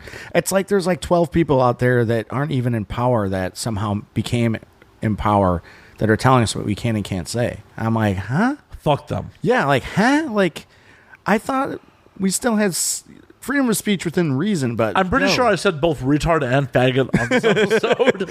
You know what? I was called retard for a good portion of my life. Like tonight? No. I didn't call you retard tonight. No. In third grade, I was held back in third grade because I did not comprehend math and reading that well because I'd spent so much time jerking off? Probably in class. I'd spent so much time trying to make people laugh, like joking with people that I wasn't paying attention to the teacher. And they actually said in the reports, Trevor is a very disruptive in class. He's always talking or giggling or whatever. And so I was held back, which is different from flunking. This is before the No Child Left Behind thing. So I was held back. And then after that, I go back to my second time in third grade and first bus ride. You retard. I'm like, how am I don't even know what that means. Like, to me, when I was... Well, that definitely means you're retarded if you don't know what retard means. Okay, yeah, you're right. But to me, it was like people that were retarded were like physically handicapped and they had the helmet and all that because kids are evil. And so what you're saying is your parents didn't care enough about you to give you a helmet? I did play football, so I eventually got a helmet. Yeah, but how much head trauma did you absorb before that? Dude, I don't know. I think I had a lot of concussions. I didn't realize. Are you suffering from CTE right now? I'm sure I am. I did have a concussion a few years ago, breaking up a really bad bar fight. So that one was obvious.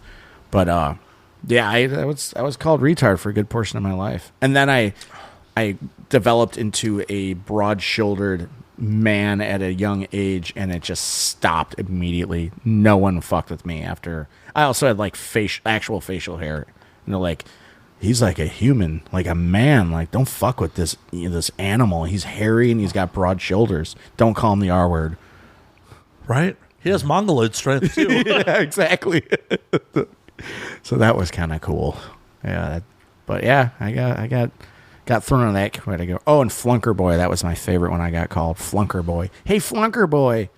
Like, what? That's wildly unimaginative. Right, but I was like, I didn't flunk. I was held back, you asshole. I was, already like breaking down words. Like, I got good grades. Yeah. But I just wasn't there. And that's the thing. I ended up becoming I read very well. I retain knowledge very well.